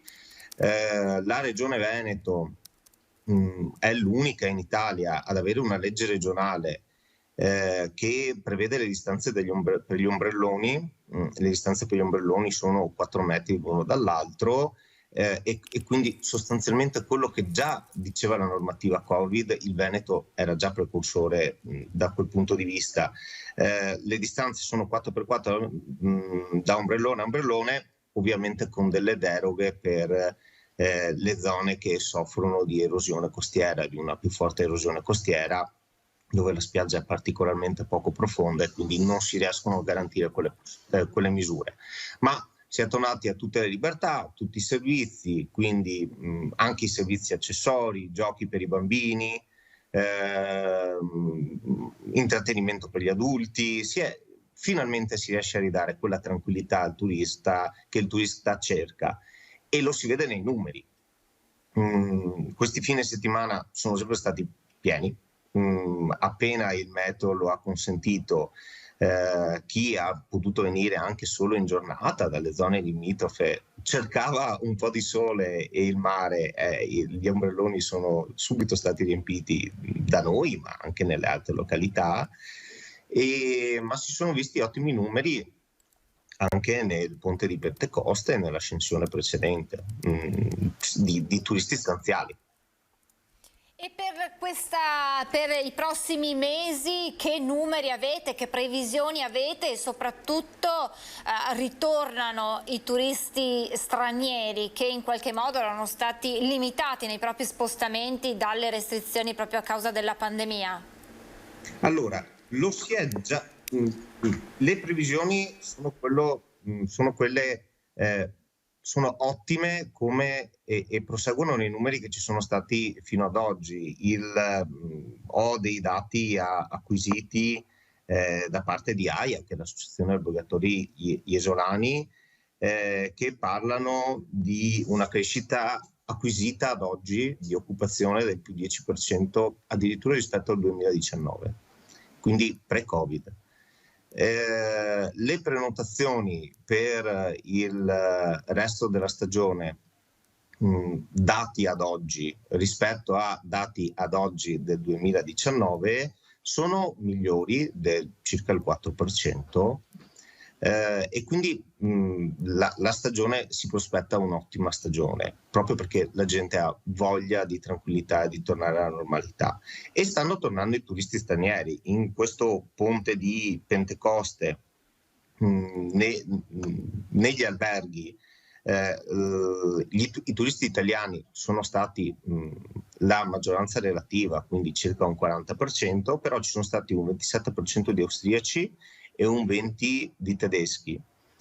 Nel turismo all'aria aperta, e la Jesolo Turismo ha dati diretti perché gestisce un'importante struttura che insomma è famosa in tutta Europa, i dati sono invertiti.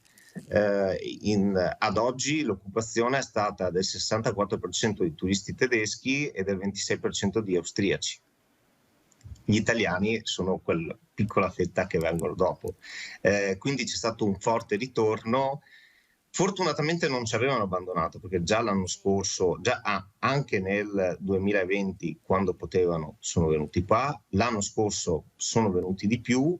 Jesolo è una località che è molto cara ai turisti del nord, perché è semplice da raggiungere e gli dà tutti i servizi che gli servono. Quindi Jesolo, come anche altre località del Veneto, e stanno ritornando ai livelli pre-pandemia, quindi molto molto bene.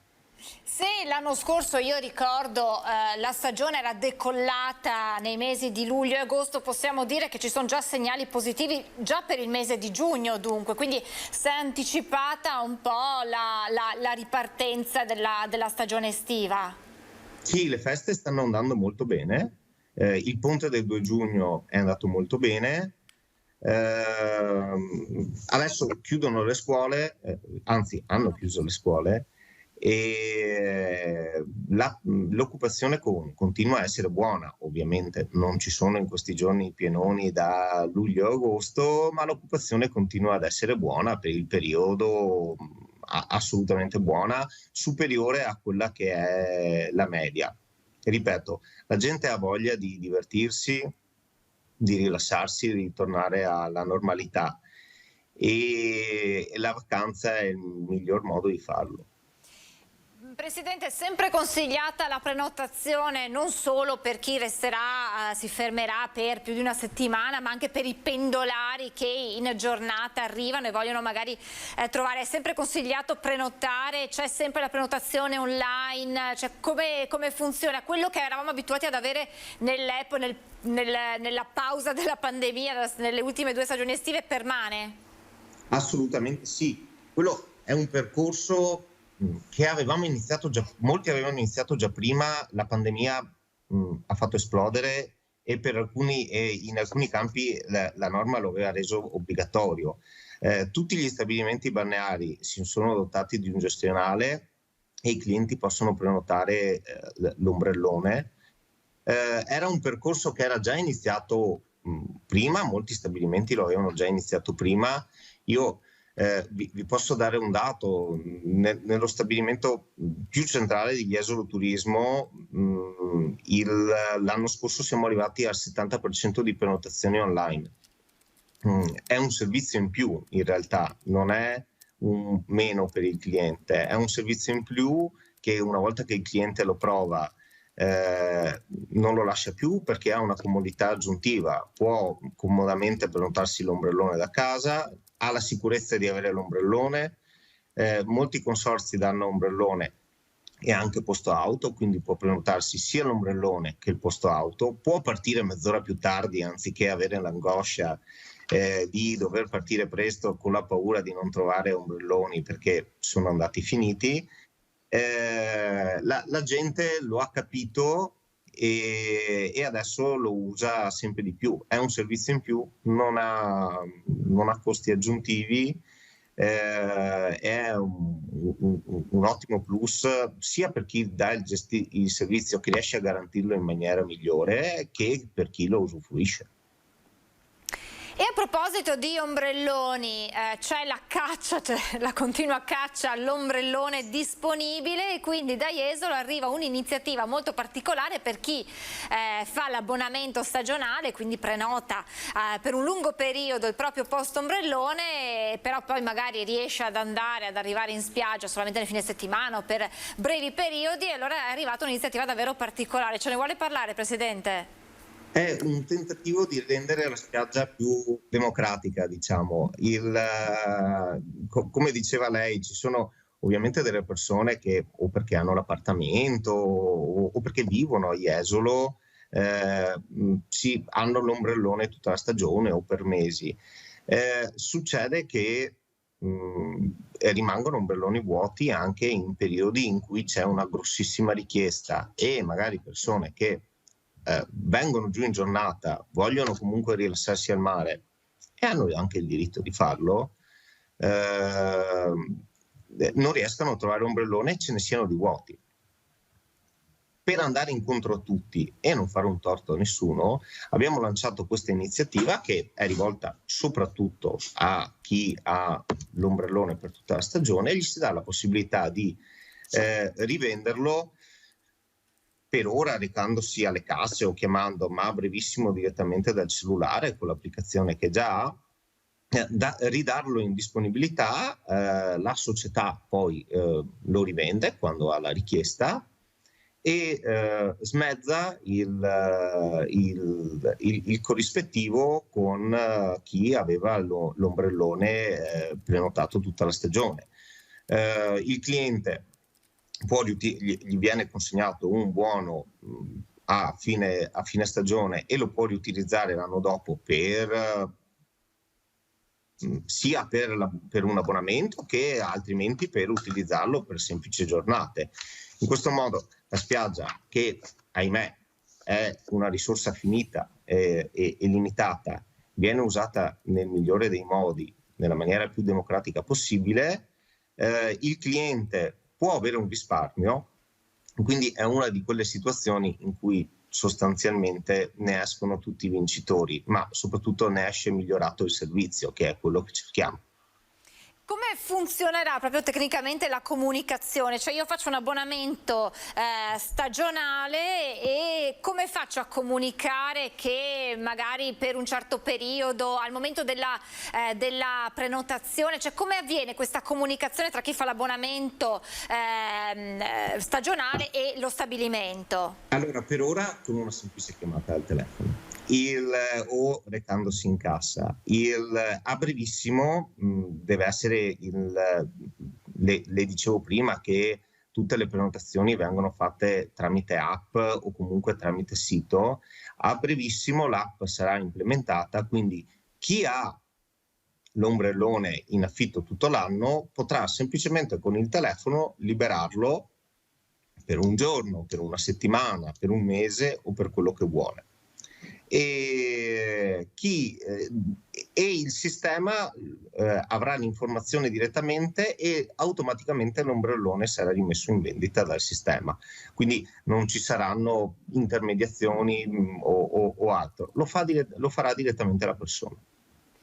Grazie. Dopodiché ovviamente poi saremo noi a dovergli rigirare il dovuto, questo ci mancherebbe altro. Assolutamente, sarà una comunicazione puntuale ed immediata proprio per dare disponibilità a chi decide magari all'ultimo di venire a Jesolo e spera di trovare un ombrellone. Insomma, quest'anno sarà molto più possibile farlo grazie a questa iniziativa. Grazie davvero Presidente per questa analisi di questa stagione estiva ormai alle porte, ormai anzi avviata. Speriamo che le condizioni meteo ci favoriscano insomma una stagione al massimo per la ripartenza vera e propria. Grazie ad Alessio Bacchin, Presidente Jesolo Turismo, e buon lavoro. Grazie mille, buon lavoro a voi, arrivederci. Grazie Presidente, buon lavoro. E questa situazione sulle spiagge di Jesolo, pronto ad accogliere i turisti di casa nostra, ma lo avete sentito anche i turisti stranieri che potranno ritornare nella massima sicurezza e nella massima libertà. Adesso torniamo a parlare di rincari, perché a pesare, lo vediamo tutti i giorni passando davanti ai distributori, come il prezzo della benzina sia davvero schizzato alle stelle. Il prezzo della benzina verde ha già superato i 2 euro. Sì, io vado più lento perché c'è una differenza, purtroppo sì, cioè purtroppo, meglio per me, però facendo tanta strada ci metto di più, però questo è il minimo, non è che serve a tanto, è andato su veramente tanto, troppo. 1,969, non stiamo dando i numeri del lotto, le estrazioni non ci interessano, parliamo del prezzo alla pompa per il self della benzina verde. Qua siamo in tangenziale a Padova, in uno dei tanti distributori che sono sulla tangenziale. Siamo insieme a Flavio Convento, che è vicepresidente nazionale della FAIB e presidente veneto della FAIB. Siamo con lui a chiedergli cosa sta succedendo. Stanno aumentando i prezzi. Siamo molto preoccupati anche dopo l'OPEC, che aveva già dichiarato l'aumento del petrolio, della produzione del petrolio. I listini continuano ad aumentare, quindi prezzi ingiustificati. Purtroppo è una condizione che ci mette in grossa difficoltà, anche perché sappiamo benissimo che i prezzi della benzina vengono indicati dalla compagnia petrolifera, il gestore guadagna sempre 3 centesimi al litro e quindi una contrazione dei consumi, quello che sta accadendo in questo momento qua, vuol dire anche meno guadagno per i gestori, sicuramente calcolando anche tutto l'aumento dei prezzi per la gestione di un impianto. Cosa chiedete al governo in questo momento? Ci vuole un altro taglio? Guardi, sicuramente a marzo c'è stata una diminuzione delle accise e su questo noi stiamo ancora aspettando i compensi di quello che noi abbiamo messo a disposizione dei cittadini, perché dopo diciamo che c'è stata la diminuzione delle accise, però sicuramente i gestori hanno anticipato questa diminuzione e non abbiamo ancora avuto riscontro su questo. Si parla di un ulteriore taglio delle accise che noi capiamo benissimo, perché questa è la situazione, ma sicuramente i gestori non potranno abbassare il prezzo della benzina fino a quando non avranno finito le scorte. Questi sono provvedimenti provvisori, secondo me deve essere strutturale. Volevo chiederle, questa benzina aumenta sempre di più. Cosa vogliamo fare? Non paghiamo più le tasse. Ma c'è qualcosa che si può fare? Prima parlavamo con un altro signore, lui ha detto: io che faccio delle tratte lunghe cerco di correre un po' di meno. No, io sarebbe da fare tutti a casa per una settimana, nessuno va più in giro e scommettiamo che di colpo la benzina scende. Come quando c'era il lockdown? Esatto. E E Confesercenti, di fronte ai rincari della benzina, chiede l'intervento del governo, e a chiedere un calmiere contro i rincari sono anche le associazioni dei consumatori che abbiamo visto in piazza a Vicenza in apertura della nostra edizione. Vediamo allora le richieste di Confesercenti. Aumento della benzina che supera quota 2 euro al litro, che incide sulla filiera, dal turismo alle materie prime, si ripercuote sulle attività commerciali e necessariamente sul consumatore finale. Da più fronti arriva la richiesta al governo di intervenire. Siamo veramente preoccupatissimi e penso che ci sia bisogno di un intervento del governo molto più prorompente e anche definitivo per riuscire a superare questo momento che è veramente drammatico. Sulle accise delle benzine si pensa a un'ulteriore riduzione delle accise, quindi a contenere ancora i prezzi, però i listini che crescono in un momento dove l'OPEC ha dichiarato di aumentare la produzione del petrolio diventa veramente un'utopia. Economia italiana che rallenta la crescita rispetto alle previsioni. Previsioni per il 2022 sono al 2,8% ed era previsto il 3,1% per l'aumento del PIL, e per il 2023 è previsto un più 1,9% contro il 2,4% che era previsto.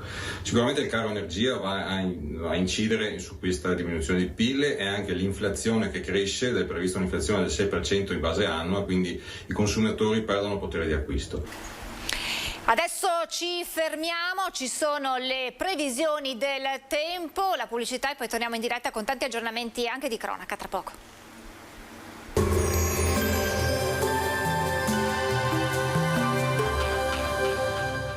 Cooperativa Agricola Volpago. Da noi trovi la carne fresca di prima qualità, genuina e salutare per il tuo benessere. Ci trovi a Volpago del Montello, Pieve del Grappa e Tre Baseleghe.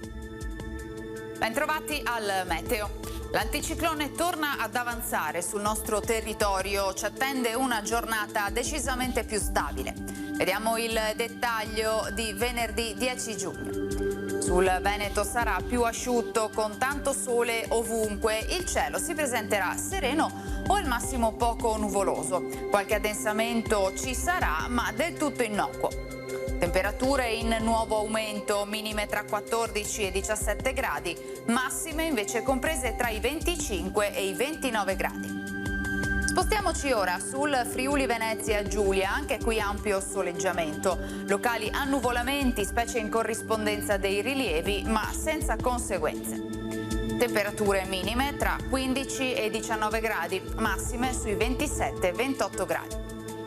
Infine diamo uno sguardo al Trentino Alto Adige, dove dominerà il sole. Il cielo sarà sereno o velato ovunque. Temperature minime intorno ai 15-17 gradi, massime infine sui 27. Dal meteo per ora è tutto, vi auguro un buon proseguimento con Antena 3.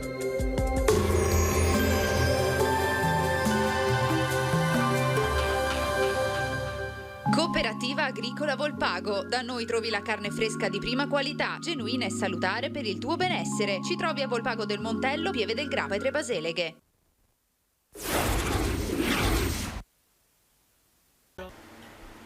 Rieccoci in diretta, abbiamo alcuni aggiornamenti di cronaca da darvi. Iniziamo da un'operazione, dalle conclusioni di articolate indagini da parte degli agenti del commissariato di Conegliano, indagini coordinate dalla Procura di Treviso, che hanno portato all'arresto di 2 cittadini italiani senza fissa dimora, un uomo e una donna di 34 e 35 anni, in esecuzione di un'ordinanza di custodia cautelare in carcere emessa dal GIP del Tribunale di Treviso, visti gravi indizi di colpevolezza e la pericolosità sociale dei 2 soggetti. Gli investigatori hanno rintracciato la coppia, già destinataria di un foglio di via da Conegliano da parte del questore di Treviso, in una casa abbandonata a Vittorio Veneto, dove avevano trovato rifugio. I 2 sono sospettati di aver aggredito a metà maggio, a tarda notte, il gestore di un locale che aveva appena chiuso l'esercizio. Era stato appunto aggredito vicino ad una farmacia. I 2 avevano il volto travisato e sono entrati in azione mentre l'uomo stava salendo in auto. La donna gli aveva puntato al torace una forbice mentre il complice lo aveva minacciato di avere una pistola. Gli avevano poi bucato una gomma dell'auto fuggendo con parte dell'incasso della giornata. L'attività investigativa del commissariato di Conegliano ha consentito di individuare i presunti colpevoli grazie ad un'accurata analisi delle telecamere di videosorveglianza comunale e di esercizi commerciali situati in varie zone della città.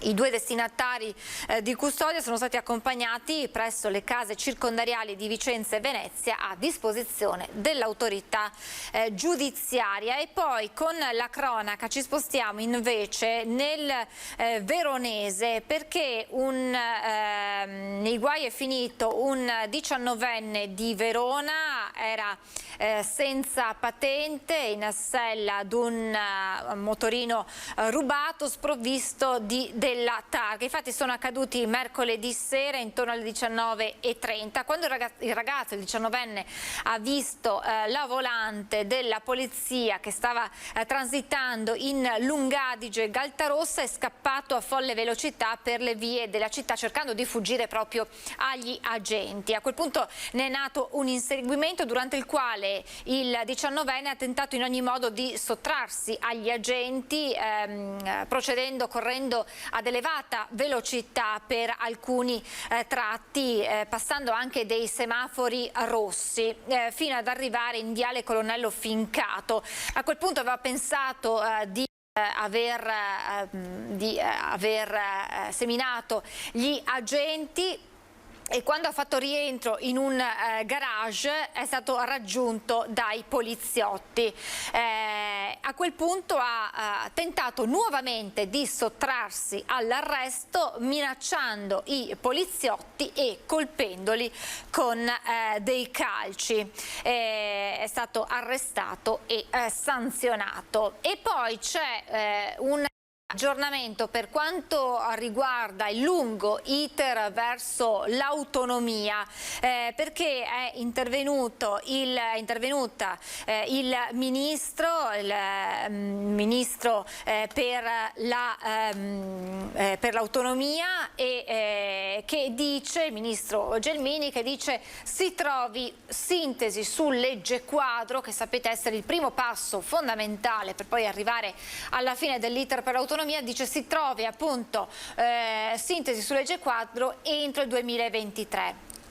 Ascolto il dibattito e credo che tutte le voci debbano ricevere attenzione. Al tempo stesso mi auguro che per una volta si possa affrontare il tema dell'autonomia differenziata, evitando gli stereotipi, evitando i luoghi comuni e la contrapposizione tra nord e sud. Se riduciamo il tutto ad un dibattito ideologico del nord contro il sud, non andiamo da nessuna parte. La proposta che io ho avanzato è quella di una legge quadro. Ne è uscita una bozza, ma deve essere ancora discussa e valutata all'interno del governo. Mi auguro che ci siano gli spazi per migliorarla, ma soprattutto per trovare una sintesi. Sarebbe un peccato se anche in questa legislatura, improntata ad una maggioranza di emergenza nazionale, non si facessero tutti gli sforzi per trovare una sintesi. Le parole appunto del ministro per gli affari regionali Maria Stella Gelmini, che poi ha aggiunto: io credo che sia possibile trovarla, la sintesi sulla legge quadro,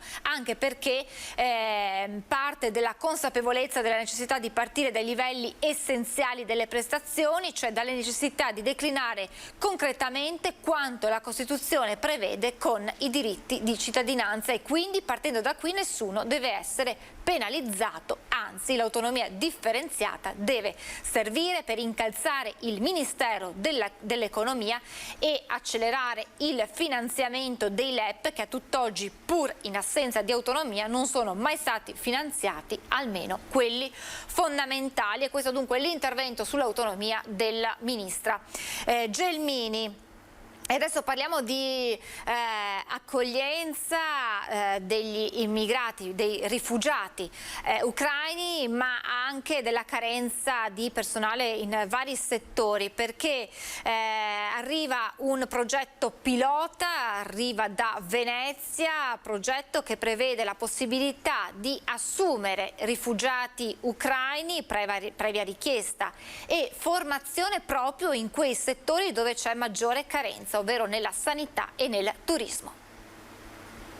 Rifugiati dell'Ucraina e della Bielorussia impiegati, se lo richiedessero a Venezia, anche nei settori della sanità e del turismo, considerata la difficoltà di reperimento delle figure professionali ricercate e dopo i previsti corsi di formazione, qualificazione o selezione. 3.500 gli ucraini registrati ad oggi dalla Questura di Venezia, dei quali 1.700 quelli che hanno fatto richiesta di accedere ai servizi offerti dal Comune. E quanto emerso stamane dalla conferenza stampa del progetto Accoglienza Ucraina nella sede CISL di via Camarcella Mestre. In tema della sanità, ad esempio, ricerca moltissimo figure come gli OS, come gli infermieri, come i medici. È evidente che questo richiede un percorso di formazione.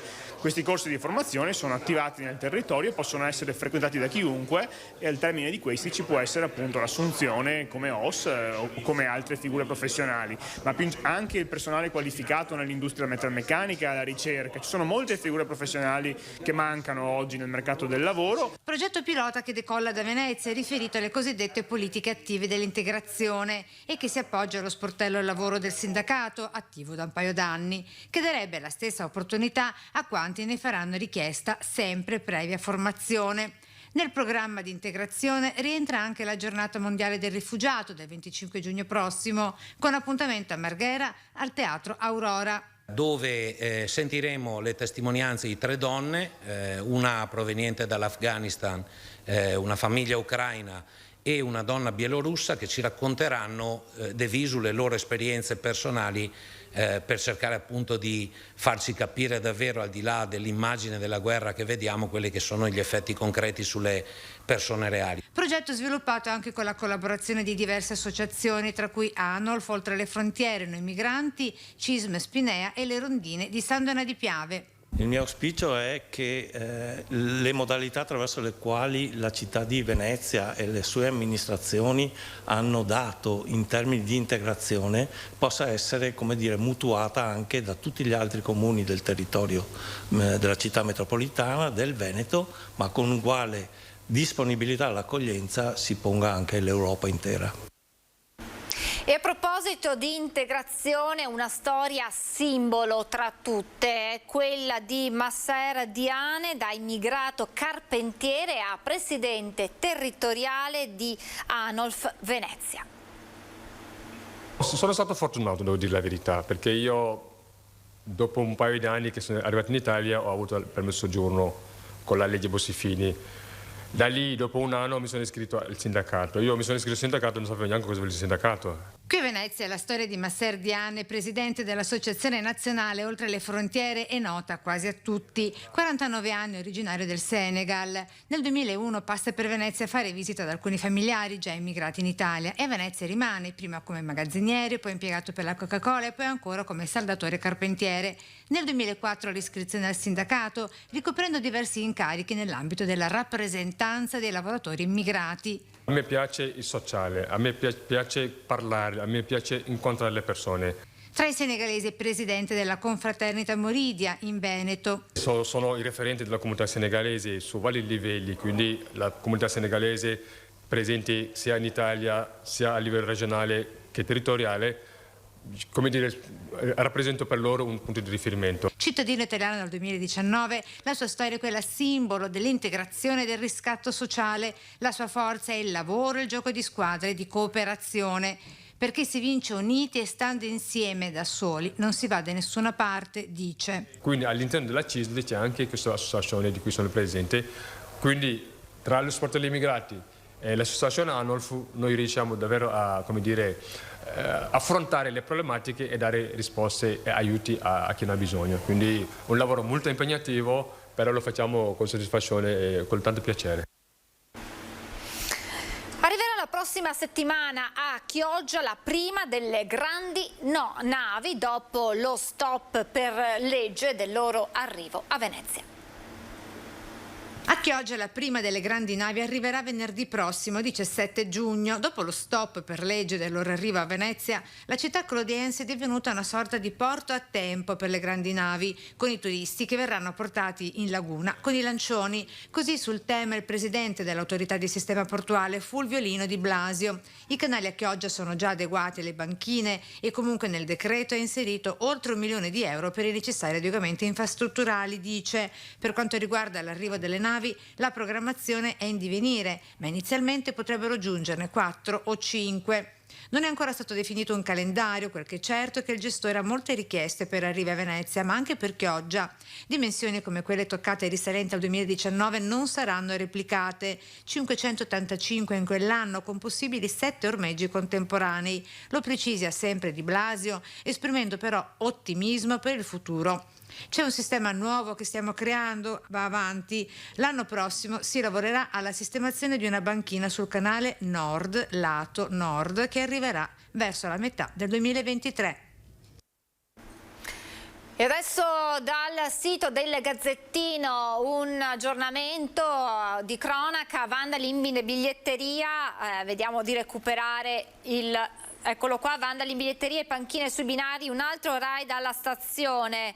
È accaduto la scorsa notte un raid vandalico alla stazione dei treni di Santa Giustina, divelti alcuni obliteratori e le panchine di ferro, le vedete infatti nelle immagini, gettate in mezzo ai binari. Un atto che non è passato inosservato, tant'è che il tempestivo intervento dei carabinieri ha permesso di bloccare il responsabile. Si tratta di un residente del luogo già noto ai carabinieri. Ferma la condanna dell'amministrazione comunale di Santa Giustina, in particolare del primo cittadino Ivan Minella. Non posso che complimentarmi per l'azione compiuta dalle forze dell'ordine che hanno individuato il responsabile dell'evento di danneggiamento della stazione, che lo ricordo è stata di recente inaugurata e aperta al pubblico.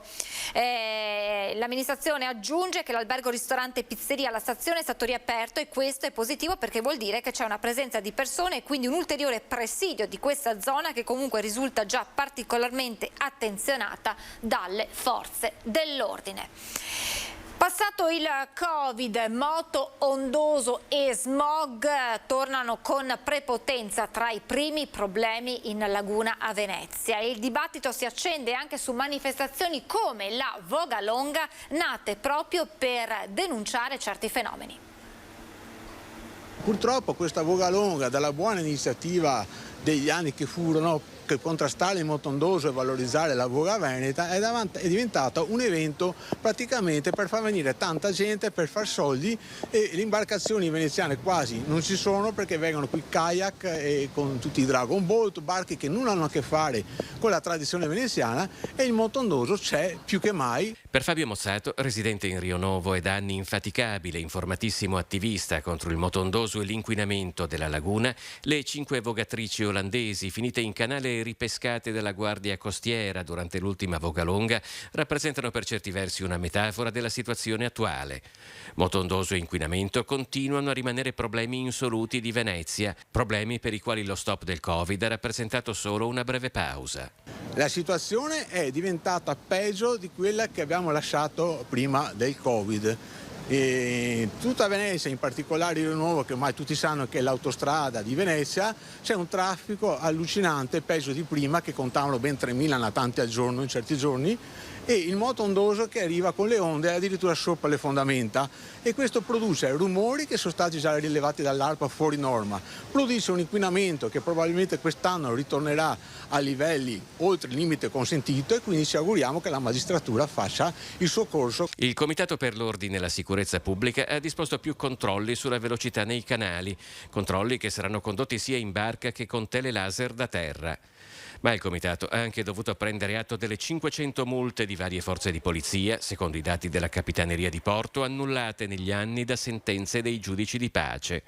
Forse una polemica sospensione della Vogalonga, sostiene Mozzato, avrebbe la forza di una protesta che coglie nel segno. andrebbe sospesa, e andrebbe sospesa pure la partecipazione alla regata storica, perché è ora di finire di usare solo l'immagine di Venezia per far arrivare turismo e affari, e nulla hanno a che vedere queste cose, la tutela della città con le tradizioni e con la tutela dei residenti. Si rinnovano i vertici di Assindustria Sport, che ha un nuovo presidente, il passaggio del testimone allo stadio Colbacchini di Padova. È lo stadio Colbacchini, tempio dell'atletica leggera, a ospitare l'ideale passaggio di testimone al vertice di Assindustria Sport.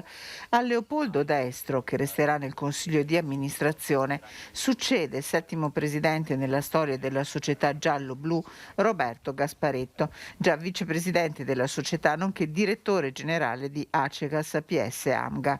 Il momento per trarre un bilancio degli ultimi 7 anni con il nuovo volto della maratona, diventata dal 2016 Padova Marathon, che ospita atleti da 50 nazioni, e il meeting di atletica leggera Città di Padova, diventato secondo appuntamento a livello nazionale.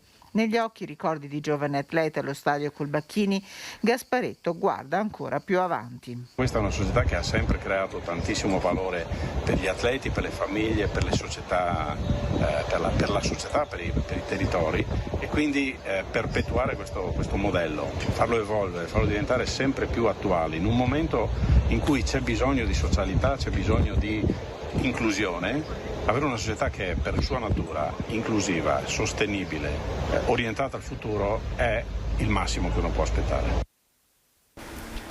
Manca poco alla festa di Sant'Antonio, la giornata sarà seguita in diretta da Rete Veneta, network del gruppo Media Nord-Est, dall'alba al tramonto. In città c'è attesa per il ritorno della processione, fermata a causa della pandemia per 2 anni. Il rettore della Basilica del Santo invia un messaggio ai devoti di Antonio. Chi si affida al santo, chi gli affida la famiglia, si prega per la salute. Un pellegrinaggio continuo in Basilica nei giorni che precedono la solenne festività di Antonio, il 13 giugno. Sono oltre 1 migliaio al giorno i fedeli che quotidianamente arrivano a Padova da tutta Italia e dall'estero ed entrano in Basilica per pregare sulla tomba del taumaturgo. Abbiamo già avuto la presenza di molte diocesi e non solo, anche di varie associazioni. La Basilica è davvero gremita, non ricordo esattamente i numeri del pre-Covid, ma credo che siamo vicini davvero ad un'affluenza come ai bei tempi. C'è grande attesa ed emozione in città, con le strade che si vestono a festa per accogliere, dopo 2 anni di assenza imposti dalla pandemia, la tradizionale processione del Santo in città. La festa di Sant'Antonio che ritornerà ad essere vissuta nella modalità tanto cara ai devoti, e ancora una volta il network Media Nord-Est la vivrà accanto a voi, portandola in tutte le vostre case con la lunga diretta in onda su Rete Veneta, canale 14 del digitale terrestre, dall'alba al tramonto a partire dalle 5:30 del mattino fino alle 22:30. Diretta su Rete Veneta, diretta anche sul sito 13giugno.org. Nell'attesa della festa, il vescovo di Padova, Monsignor Claudio Cipolla, e padre Antonio Ramina, rettore della Basilica di Sant'Antonio, hanno rivolto un messaggio di fede ai devoti. Ci siamo lasciati interrogare fondamentalmente da qualche cosa che è sotto gli occhi di tutti, e cioè che tanti pellegrini si ritrovano con affetto attorno a Sant'Antonio dopo essersi messi tante volte in viaggio anche in maniera faticosa, prolungata. Allora il popolo di Dio che si mette in cammino. Ecco, ci piaceva sottolineare proprio questo aspetto, l'idea di una chiesa che è comunione, è fatta di persone a cui è sempre data la possibilità di mettersi in cammino, di ricominciare. Ecco, poi abbiamo richiamato certamente uno dei frutti più importanti della predicazione di Sant'Antonio sin dalle origini, che è quello della riconciliazione e della pace, che senz'altro è uno dei doni di cui oggi abbiamo più bisogno. Bomba Day a Cismon del Grappa, non è escluso che l'ordigno bellico da 1000 libbre possa essere fatto esplodere sul posto. E dalle analisi ulteriori fatte dai guastatori, insomma, la situazione è particolarmente complicata, lo è per la natura dell'ordigno, lo è per la sua collocazione, lo è per la, diciamo, morfologia della valle. Quando si fanno interventi di questo genere bisogna anche pensare, insomma, che ci possano essere eventi di un certo tipo e quindi che possa esserci anche un'esplosione pilotata nel caso in cui diventi impossibile rimuovere l'ordigno. La macchina organizzativa del Bomba Day a Cismon non esclude la possibilità dell'esplosione pilotata sul posto dell'ordigno bellico da 1000 libbre rinvenuto durante alcuni lavori di scavo. Se questi sono i presupposti, ne consegue che tutto l'abitato di Cismon dovrà essere evacuato in un giorno che si presume essere un giorno feriale, perché l'altro aspetto è quello collegato alla viabilità, una viabilità ferroviaria che, diciamo, da questo punto di vista siamo favoriti perché sarà interrotta per manutenzione, però soprattutto la statale 47 e quindi la necessità di diciamo deviare il grande traffico già partendo da lontano, quindi sulle arterie principali, sulla 4 e sul Brennero, per poi evidenziare la possibilità di scendere verso Bassano o di salirvi lungo la Feltrina. Noi a brevissimo credo che avremo delle direttive impartite dalla prefettura e non appena avremo questo sarà ovviamente nostro compito informare tutti i cittadini su quelli che sono gli adempimenti da realizzare per questa evacuazione. L'Istituto di ricerca pediatrico Città della Speranza festeggia 10 anni di vita, la fondazione ne ha 27, tira le somme di un decennio al servizio dei più piccoli, ne ha parlato il presidente Andrea Camporese. Siamo con il presidente Camporese, insomma 10 anni è un bel traguardo e avete fatto tanto bene in questi 10 anni. Sì, siamo veramente molto contenti. Noi siamo, come dicevamo anche l'altro giorno, siamo sempre molto tormentati perché abbiamo celebrato, abbiamo festeggiato, ma nello stesso momento ci sono sempre i bambini in reparto, ci sono sempre le famiglie, quindi per noi quello è l'obiettivo principale. E siamo tormentati anche perché non è mai abbastanza. Noi quando abbiamo costruito la torre, abbiamo avuto l'idea della torre, abbiamo detto lo facciamo di 10 piani perché male che va la facciamo da 5, se l'avessimo progettata da 5 probabilmente forse la facevamo da 2. Ecco, noi abbiamo già acquistato anche un terreno qui, questo terreno qui e quel terreno lì, perché noi vogliamo rilanciare, noi siamo a disposizione del bene pubblico, siamo a disposizione della scienza e tutto quello che vogliamo fare è insieme al cittadino comune che ci dà una mano avere un nostro ruolo e poterlo giocare fino in fondo. La fondazione in 27 anni ha raccolto 85 milioni di euro circa, il bilancio di quest'anno si è chiuso con 8 milioni di raccolta, però sappiamo che dobbiamo raddoppiare, perché se vogliamo la scienza costa, è molto muscolare oggi e costa. 37,7 milioni sono stati destinati alla ricerca scientifica, cioè abbiamo finanziato 37,7 milioni di ricerca negli ultimi direi 12 anni perché prima tutti gli sforzi erano dedicati al reparto di oncologia. Quando il reparto di oncologia è stato sistemato noi abbiamo deciso di investire nella ricerca perché il reparto va svuotato, questo è stato il nostro slogan. E in più questo edificio ci è costato 30 milioni di euro, 32 milioni di euro più IVA dico io. Purtroppo le charity non sono escluse dall'IVA e questa è un'altra battaglia, ma apriremo un altro fronte. È una delle istituzioni che raccoglie di più il 5 per 1000 in Veneto e a livello anche nazionale. Avete fatto i conti adesso? Sì, sono arrivato ieri. Ieri l'Agenzia delle Entrate ha pubblicato i numeri di quest'anno, cioè relativi quindi al 2020. Abbiamo circa 60.000 firme, abbiamo ottenuto, la pandemia ha sicuramente drenato per tutti un po' di risorse, siamo all'incirca leggermente sotto i 2 milioni, quindi stesso risultato del 2019 e siamo contenti, ma vogliamo fare di più anche di là, vogliamo andare al di fuori di quelli che sono i confini regionali. Siamo 24esimi in Italia, che per una fondazione che attualmente è molto radicata in questo territorio è comunque un risultato eccezionale. Venezia ha bisogno di un turismo di qualità e diversificato nei flussi. Nasce anche per questo l'iniziativa di una card digitale lanciata da Confindustria in collaborazione con diversi enti cittadini per promuovere percorsi culturali d'eccellenza. Eravamo in piena pandemia e volevamo creare qualcosa di innovativo per la nostra destinazione. Abbiamo analizzato dei dati che davano solo il 3% di vendite online dei biglietti dei musei e vedevamo che l'86% dei biglietti venivano ancora venduti nelle biglietterie. Una carta completamente digitale, valida 365 giorni, per visitare senza file a condizioni vantaggiose diversi tra i luoghi di cultura più prestigiosi di Venezia. L'iniziativa di Confindustria intende stimolare il turismo in città, ma senza andare in contrasto ad iniziative come l'introduzione di ingressi a numero limitato di visitatori, verso cui si sta indirizzando Venezia. Io penso che le cose vadano di pari passo, anche perché comunque l'idea di fare la prenotazione per arrivare a Venezia aumenta la qualità dei servizi, quindi se io mi prenoto per arrivare a Venezia, contestualmente mi prenoto anche il garage, mi prenoto anche l'hotel e mi prenoto tutti i servizi aggiuntivi, quindi si tratta di offrire una qualità migliore ai turisti che arrivano. Dunque un turismo più di qualità, non concentrato ma allargato su direttive diverse e soprattutto stanziale. Importante è anche la destagionalizzazione di questo progetto, la carta dura 365 giorni e quindi il turista non solo arriva in città ma sta anche in città più tempo e in diversi periodi dell'anno e quindi questo è veramente un progetto che va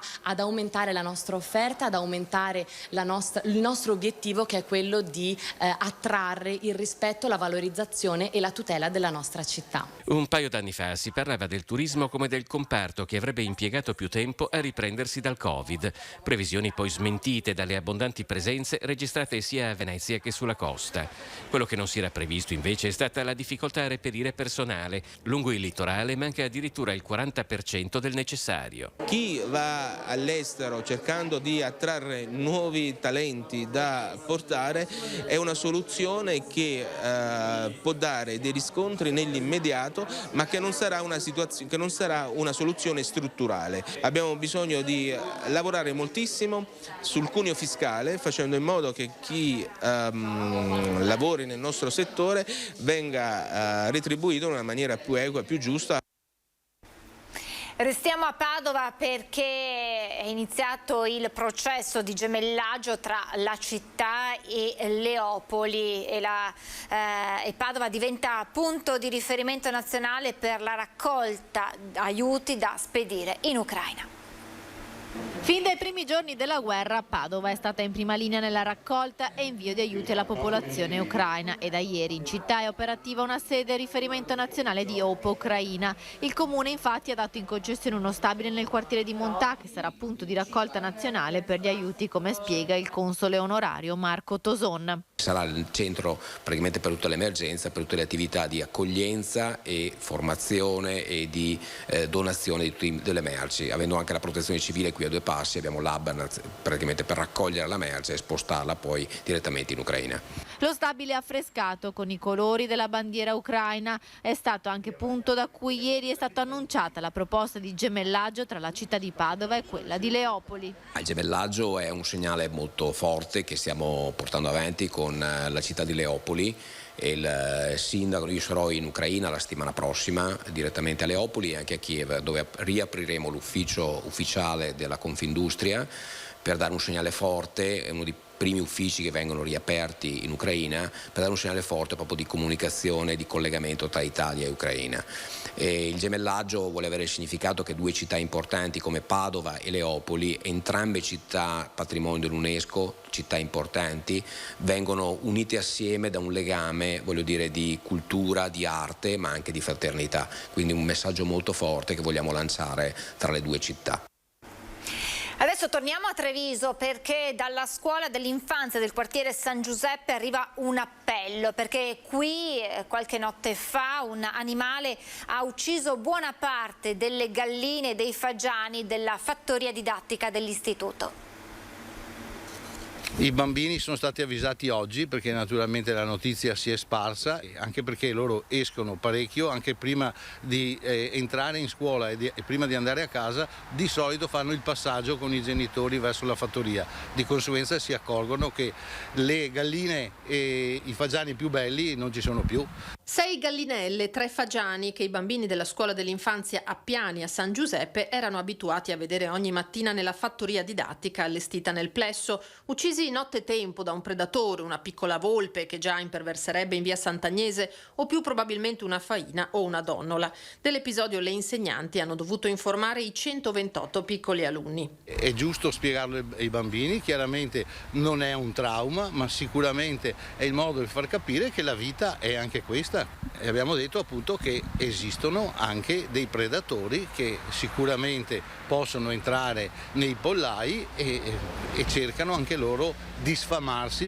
L'animale si è intrufolato nell'unico punto debole della recinzione. È riuscita a scavare e a scardinare una parte di rete che era di plastica anziché metallica e da lì si è inserita all'interno del pollaio. Fattoria didattica che era stata allestita 12 anni fa per spiegare ai più piccoli che le uova e il latte non arrivano dal supermercato ma da animali in carne e ossa. Ora quelli mancanti andranno sostituiti. Facciamo appello al buon cuore di aziende avicole o di persone o di appassionati che magari hanno a casa questi animaletti e magari se ci ripopolano il pollaio siamo ben grati. Alle battute finali il Festival dell'Ambiente a Carmignano di Brenta, nel Padovano, che ha visto come protagoniste anche le famiglie. Una giornata dedicata alla pulizia del fiume. A Camazzole di Carmignano di Brenta i protagonisti sono stati i ragazzi e le loro famiglie. Abbiamo ripulito le rive del fiume e tutto il territorio per dare un segnale importante di cura e di amore verso l'ambiente. Hanno partecipato 100 famiglie assieme ai loro ragazzi e ai loro bambini per ripulire le rive del fiume, perché il fiume è il loro futuro. Una tra le iniziative del primo Festival dell'Ambiente, giunto alla sua conclusione, l'occasione per riflettere su più temi. Tra tutti quello della tutela della risorsa idrica, della governance dei territori all'interno del fiume Brenta e soprattutto al ruolo dei comuni per quanto riguarda il contrasto al cambiamento climatico. Il 23 giugno sarà esposta a Possagno la ritrovata Maddalena penitente di Antonio Canova in un allestimento d'eccezione. Alla Gipsoteca di Possagno è conto alla rovescia in attesa di poter ammirare il dipinto della riscoperta Maddalena penitente di Antonio Canova. Davvero un anno speciale. Dopo il ritrovamento della Maddalena giacente di Londra abbiamo ritrovato una nuova Maddalena, questa volta un olio su tela che Canova ha realizzato durante il biennio che ha trascorso qui a Possagno, in quel biennio in cui Roma era occupata dai francesi e lui è ritornato nella terra natia, dove si sentiva al sicuro e dove si è dedicato appunto alla pittura. Canova che ha riflettuto molte volte sulla Maddalena, un Canova che viene sempre ricordato come il più grande scultore del periodo neoclassico, ma osservando, godendo di queste Maddalene abbiamo la possibilità di vedere un Canova che è stato precursore del romanticismo. Infatti in queste opere possiamo vedere una naturalezza, una carnalità, una sensualità e un pathos che sicuramente rientrano nel registro del romanticismo. Per l'opera ancora non visibile è previsto un allestimento d'eccezione nella Sala degli Specchi, come ci spiega la direttrice del Museo Canoviano Moira Mascotto. Faremo quindi un allestimento nel quale metteremo in dialogo il dipinto, questo nuovo ritrovamento, con il nostro modello in gesso. Oggi all'interno della galleria dell'ala storica della Gipsoteca la porteremo qui all'interno di quella che viene chiamata la Sala degli Specchi, che fa parte del percorso espositivo della casa che fu dello scultore e oggi Pinacoteca. E adesso a Tezze sul Brenta, dove si va a scuola tutti in bicicletta, un bel segnale di rispetto nei confronti del nostro ambiente. Più pedali più vinci, ed è stato proprio così per i ragazzi delle scuole medie di Tezze sul Brenta e Belvedere. In occasione dell'ultimo giorno di scuola sono stati infatti premiati gli alunni che hanno utilizzato maggiormente durante l'anno scolastico la bicicletta. Il tutto grazie a un microchip sulla bici che ha segnato i chilometri percorsi da casa a scuola, ma soprattutto grazie a un'idea dell'amministrazione comunale e dell'istituto scolastico. Un giorno di festa, dunque, che ha visto protagonisti oltre 170 giovani per la premiazione del concorso Io mi muovo in bici e poi tanti altri alunni per la tradizionale festa di fine anno scolastico. Tezze sul Brenta, comune sempre più green e sempre più improntato alla mobilità ecosostenibile, con un padrino d'eccezione come Filippo Pozzato. Primo premio per chi ha pedalato di più una mountain bike, giusto riconoscimento per chi si è messo alle spalle quasi 1000 chilometri. Un omaggio degli alpini di Rozzo alla storica penna nera Cristiano Dal Pozzo. L'alpino Cristiano Dal Pozzo è andato avanti nel 2016 all'età di 102 anni, ma il suo ricordo e il suo esempio vivono ancora in quanti hanno avuto la fortuna di fare un po' di strada assieme a lui. E il suo sorriso aleggia nella nuova sede degli Alpini di Rozzo, paese in cui è nato e nel quale ha trascorso la sua lunga vita. In occasione dell'inaugurazione della sede, Claudio Zen, volto noto per gli amanti della storia e grande amico personale di Cristiano, ha voluto regalare al sindaco di Rozzo una vera e propria opera d'arte nella quale campeggia il nome di Dal Pozzo e la scritta "Presente". L'abbiamo nel cuore, Cristiano, c'è questo quadro alle mie spalle che lo ricorda e che lo ricorderà per sempre. Lui era un istrione, lui era una persona che sapeva conquistare la folla, che sapeva raccontare, che sapeva far sorridere i bambini, che sapeva andare nelle scuole, ha fatto una grande attività anche didattica. Il sorriso di Cristiano Dal Pozzo era contagioso, ma l'alpino sapeva condividere anche gli orrori della guerra e le esperienze di una vita vissuta appieno. Era una persona che ha portato lo spirito alpino, ma anche la sofferenza degli alpini, anche i valori, come dire, negativi sapeva comunicare, i valori negativi della guerra. Diceva: la guerra non va fatta, ogni guerra è sbagliata, bisogna provare a vivere in pace. È lui che la guerra l'aveva vissuta. E c'è spazio anche per un ricordo personale, non solo di Dal Pozzo, ma di tutti gli alpini che sono andati avanti. Ricordiamo e ricorderemo il nostro Cristiano per sempre, come dicevo, assieme a tanti altri nostri alpini che hanno combattuto nelle steppe della Russia oppure nel fango e nelle pietraie dell'Albania e della Grecia, perché quando io ero un bambino si sentivano raccontare le storie su questi marciapiedi, le storie di quei giorni di guerra, ed erano storie di dolore ma anche storie di passione e storie tutto sommato d'amore. E adesso ad Asolo, perché boom di prenotazioni per quest'estate, ma molta attenzione verso gli abusivi. Siamo quasi il 35% in più rispetto al 2019 e il 2019 era stata l'annata migliore dal 2014, quindi veramente bene. Non nasconde un certo entusiasmo il sindaco di Asolo, Mauro Migliorini, commentando i dati sul turismo relativi all'ultimo weekend con il ponte della Festa della Repubblica e il saldo delle prenotazioni registrate negli ultimi mesi dalle strutture recettive del suo comune.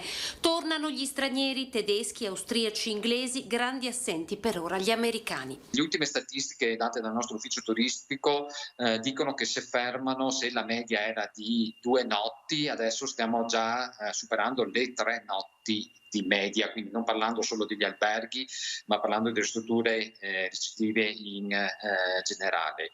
Asolo, che negli ultimi anni ha lanciato il concetto di albergo diffuso con antiche residenze rimesse a nuovo grazie al bonus 110 e al bonus facciate, di fatto prese d'assalto. Numeri talmente alti da azzerare per ora l'antica competizione tra alberghi, residenze e agriturismi. Migliorini però punta il dito contro il fenomeno dell'abusivismo, presente anche qui ad Asolo, uno dei borghi più belli d'Italia. Affittano in modo non conforme alla normativa né regionale né nazionale degli spazi, degli appartamenti, delle stanze. Quindi non creando solo un danno dal punto di vista delle tasse erariali, ma creando anche un danno al territorio, una concorrenza sleale. Anche perché queste strutture invece, chiamiamole così, abusive, sfuggono anche al controllo della tassa di soggiorno. Però questo problema esiste. Prima della pubblicità una notizia di cronaca di pochi minuti fa che leggiamo dal sito del Gazzettino con la tragedia che si è consumata questa mattina a Torre di Mosto nel Veneziano. Una donna di 67 anni è morta nell'incendio scoppiato in una palazzina a pochi passi dal municipio di Torre di Mosto. Si tratta di Paola Geretto, 67 anni.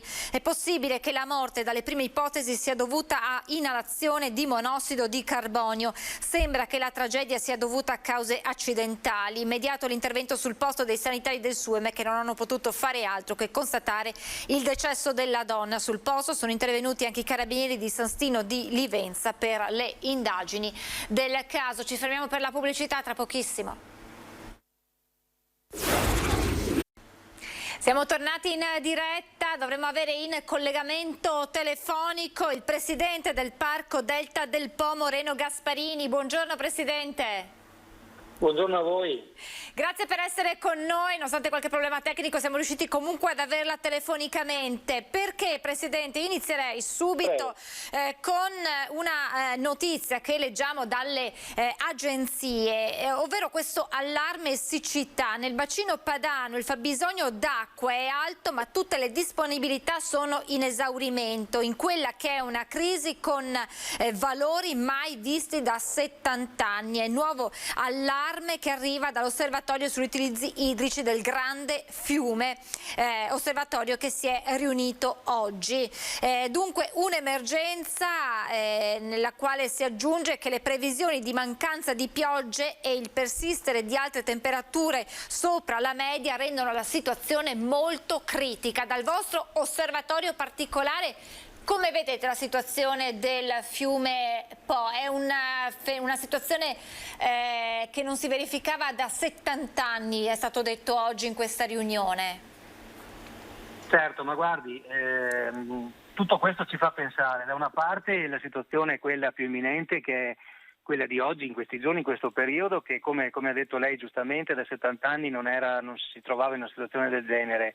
Noi, come ben sapete, il Parco Delta del Po, tutta l'area, tutto il territorio del Delta del Po è mediamente sotto il livello del mare di 2,5 metri, con punte di 4 metri. Quindi ciò vuol dire che se c'è siccità, se c'è poca acqua che defluisce dal Monviso verso il mare Adriatico lungo il Po, il cuneo salino e quindi il mare entra sempre di più dentro il Po e quindi va a danneggiare tutto quello che è il pescaggio dell'acqua dolce per le coltivazioni di tutto il territorio, ma da partire dal Mantovano a in qua, perché noi come area arriviamo nella provincia di Rovigo, però dobbiamo sapere che il cuneo salino può arrivare fino al Mantovano e quindi danneggiare anche quelle che è la fruibilità dell'acqua dolce per quelle coltivazioni lì.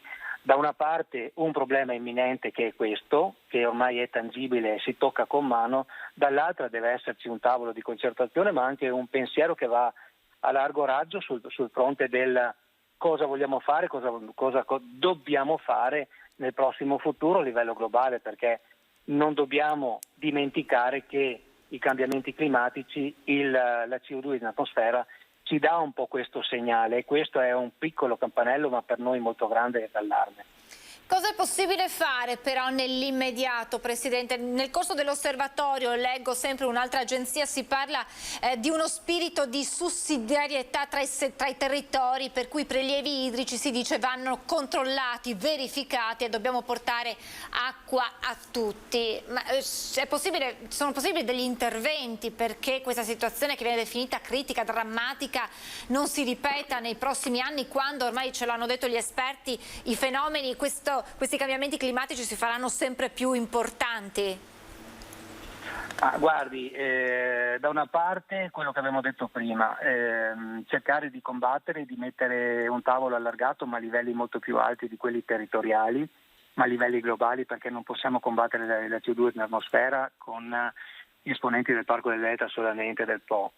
Dall'altra parte dobbiamo utilizzare la tecnologia per fare concertazione sull'utilizzo dell'acqua che abbiamo, che disponiamo, per poterla utilizzare per le irrigazioni delle nostre coltivazioni.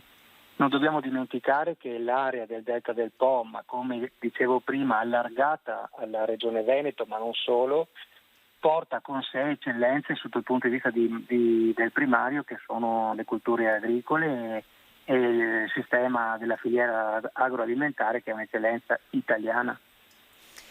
Questa situazione non fermerà però il turismo in uno dei luoghi più belli della nostra regione, un turismo sempre più green che fa dell'aria aperta, che ha riscoperto anche a causa della pandemia la bellezza di stare all'aria aperta e di vivere certe bellezze come quella del delta del Po a 360 gradi. Che stagione estiva sarà e quali sono le proposte che arrivano a chi vorrà vedere da vicino questa bellezza? Ma guardi, io per carattere sono per il bicchiere sempre mezzo pieno. Lei ha detto, ha un po' tracciato quello che è il post-Covid, che il post-Covid ha messo nelle persone dell'utente internazionale quello che è lo spazio aperto, lo spazio all'aria pulita, il vivere con la famiglia, con degli spazi liberi e non di vicinanza con altre persone, un po' per la psicologia che abbiamo avuto e vissuto in questi 2 anni, un po' perché il green ormai è diventata consapevolezza anche del mondo intero che verso quel mondo lì dobbiamo andare. Noi siamo pronti a ricevere un turista sensibile e di qualità, siamo pronti per dare servizi attraverso quello che è la caratteristica della biodiversità del Parco del Po Veneto, ma sotto il punto di vista anche enogastronomico cerchiamo e cercheremo senz'altro di dare un prodotto d'eccellenza che sia quello anche dell'esperienza in questo parco. Vorrei dire che noi siamo pronti, avevamo già un vestito pronto, avevamo già una struttura fisica quale è il Delta del Po, con spazi aperti, con possibilità di chilometri di piste ciclabili, di poter dare quello che adesso il cliente più di prima cerca. È un territorio che viene scoperto anche dai turisti stranieri, ne abbiamo parlato anche prima per quanto riguarda le spiagge di Jesolo, che sono venuti a mancare i turisti stranieri a causa della pandemia, ma che sono pronti a tornare a riscoprire il nostro territorio e come diceva lei giustamente, anche quelle che sono le eccellenze enogastronomiche che siamo pronti ad offrire. Guardi, abbiamo senz'altro c'è stata una mancanza di visitatori stranieri, di ospiti stranieri, ma questo Covid ha fatto educazione di vicinanza, ho detto io poco tempo fa in qualche assemblea, nel senso che abbiamo iniziato a riscoprire tutti noi italiani, ma del nord-est non solo, ma del Veneto, ma della possibilità che in 2 ore ci si può arrivare nel Parco del Delta del Po e vivere una giornata, 2 giornate, un fine settimana, un weekend, quello che è, di fare un qualcosa che era inaspettato, perché prima del Covid dovevamo per forza andare anche all'estero, dovevamo andare chissà dove per avere quella forbice di tempo che poteva essere quella nostra vacanza psicologica che ci poteva dare quell'ossigeno che ci manca tutto l'anno. Oggi abbiamo scoperto, l'italiano ha scoperto che vicino a casa può trovare eccellenze, può trovare visibilità, può trovare enogastronomia, può trovare anche esperienze attraverso l'ambiente che possono essere il 110 lode di quanto noi cerchiamo spesso altrove che poi dopo non troviamo. Lei è anche sindaco del comune di Loreo. E quindi è obbligo una domanda sulle difficoltà che voi primi cittadini state incontrando in questo periodo, perché siete la prima porta alla quale i vostri concittadini vengono a bussare nelle difficoltà di questo momento. Abbiamo parlato proprio in apertura con la manifestazione delle associazioni dei consumatori legate ai rincari di questi ultimi mesi, e dall'altra però anche voi proprio come comuni dovete cercare di far quadrare i bilanci. Com'è la situazione in un comune piccolo come il suo, ma che sente comunque le ripercussioni di quanto sta accadendo a livello nazionale, ma direi insomma mondiale, perché le ripercussioni legate anche alla guerra in Ucraina riguardano tutti quanti? Ma guardi, intanto la premessa è orgoglioso di essere sindaco di una comunità come la mia, di un paesino che cerchiamo di sollevarlo non solo dopo Covid ma da sempre. Ha detto cose sacrosante e giuste, che abbiamo passato 2 anni e più di limitazioni, di prigione quasi in casa per quelli che erano i DPCM dettati dal governo, per poi sperare di uscire attraverso quello che poteva essere un ricrescere, un fatto ripositivo su quello che poteva essere la vita normale che prima denigravamo, poi non ci accorgevamo che era così importante. Oggi purtroppo, come ha anticipato lei, le situazioni e le complicazioni sociali sono più evidenti. l'asticella dell'impoverimento delle famiglie si è alzata purtroppo, perché da finito il Covid è iniziato quella fastidiosa ma anche assurda, io direi, guerra addosso all'Ucraina, che ha per forza indicizzato verso l'alto tutto quello che è il costo della vita, il costo delle materie prime e il costo di quello che è l'energia, perché dall'energia passa il gasolio che si fa tutti i giorni al distributore, la spesa al supermercato, l'energia elettrica nella bolletta, il gas e quant'altro. E io credo che adesso dovremmo prendere e adottare misure che non abbiamo mai. Io faccio il sindaco da 8 anni, ma dovremmo adottare misure e avere competenze e avere un ruolo di comportamento verso i nostri cittadini che prima non avevamo, che dobbiamo imparare velocemente a affrontarlo, perché come dicevo prima l'asticella dell'impoverimento sociale si è purtroppo alzata su questi conti. Le famiglie che fanno i salti mortali per far quadrare i bilanci, ma anche i sindaci devono cercare di fare in modo di non ci sia uno sforamento di bilancio, che voi come amministrazione comunale avete dovuto tagliare, rivedere quelle che erano le spese, e aggiungo, ci sono dei progetti che al momento siete costretti a far rimanere sulla carta a causa anche dei rincari delle materie prime che stanno bloccando molti cantieri pubblici. Assolutamente sì. Da una parte l'amministrazione comunale, un'amministrazione piccola come la nostra, deve fare i conti con una fetta di torta di quella che è la disponibilità economica annuale allargata per il fabbisogno che vi dicevo prima, per far salvo la qualità della vita dei più bisognosi e dei più deboli. Dall'altra ci troviamo a rimodulare dei capitolati d'appalto per le opere pubbliche che sono aumentati dal 15 al 27 al 28%, e giustamente ci sono certe cose e certe scelte da fare, perché tutto quello che è vincolato per esempio a copartecipazioni ministeriali o regionali bisogna in qualche modo trovare l'economia e le risorse economiche per poter far fronte.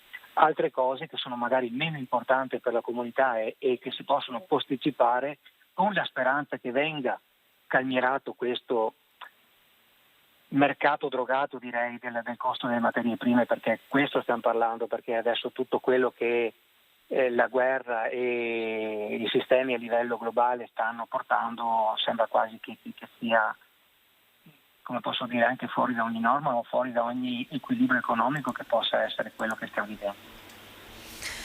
Assolutamente sì, e ci auguriamo che in primis la guerra finisca, perché si continua a combattere, continuano a perdere la vita molte persone. Grazie davvero al Presidente del Parco Delta del Po, Sindaco di Loreo Moreno Gasparini, grazie davvero e buon lavoro, a presto. Buon lavoro a voi e grazie dell'opportunità. A presto. Grazie a mille. lei, buon lavoro Presidente.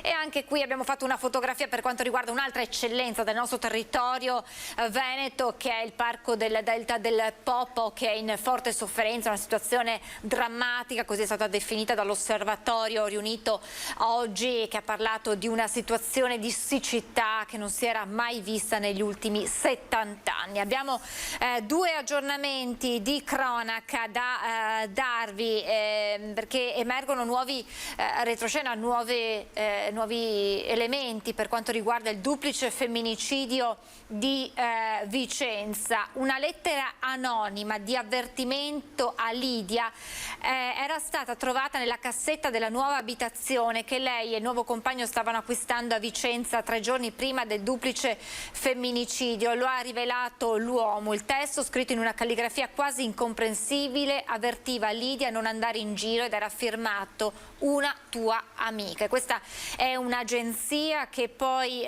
ce n'è una seconda agenzia che diciamo così approfondisce questa notizia. È una sorta di lettera che poteva essere quindi una minaccia, ha spiegato il compagno, non solo per Lidia ma per tutta la famiglia, perché diceva sostanzialmente di non andare in giro tutti insieme o che con lei ci fosse sempre qualcuno. E poi l'ultimo aggiornamento che vi diamo riguarda la tragedia nel Trevigiano ad Oderzo, con la morte di una bimba di 4 mesi trovata priva di sensi nella sua culla dai genitori, che poi hanno fatto una corsa disperata in ospedale. Nonostante l'intervento dei sanitari, però per la piccola non c'era più nulla da fare. L'ULS 2 fa sapere che il riscontro diagnostico sulla bimba prova, il riscontro effettuato questa mattina ha confermato che si è trattato di morte improvvisa del lattante.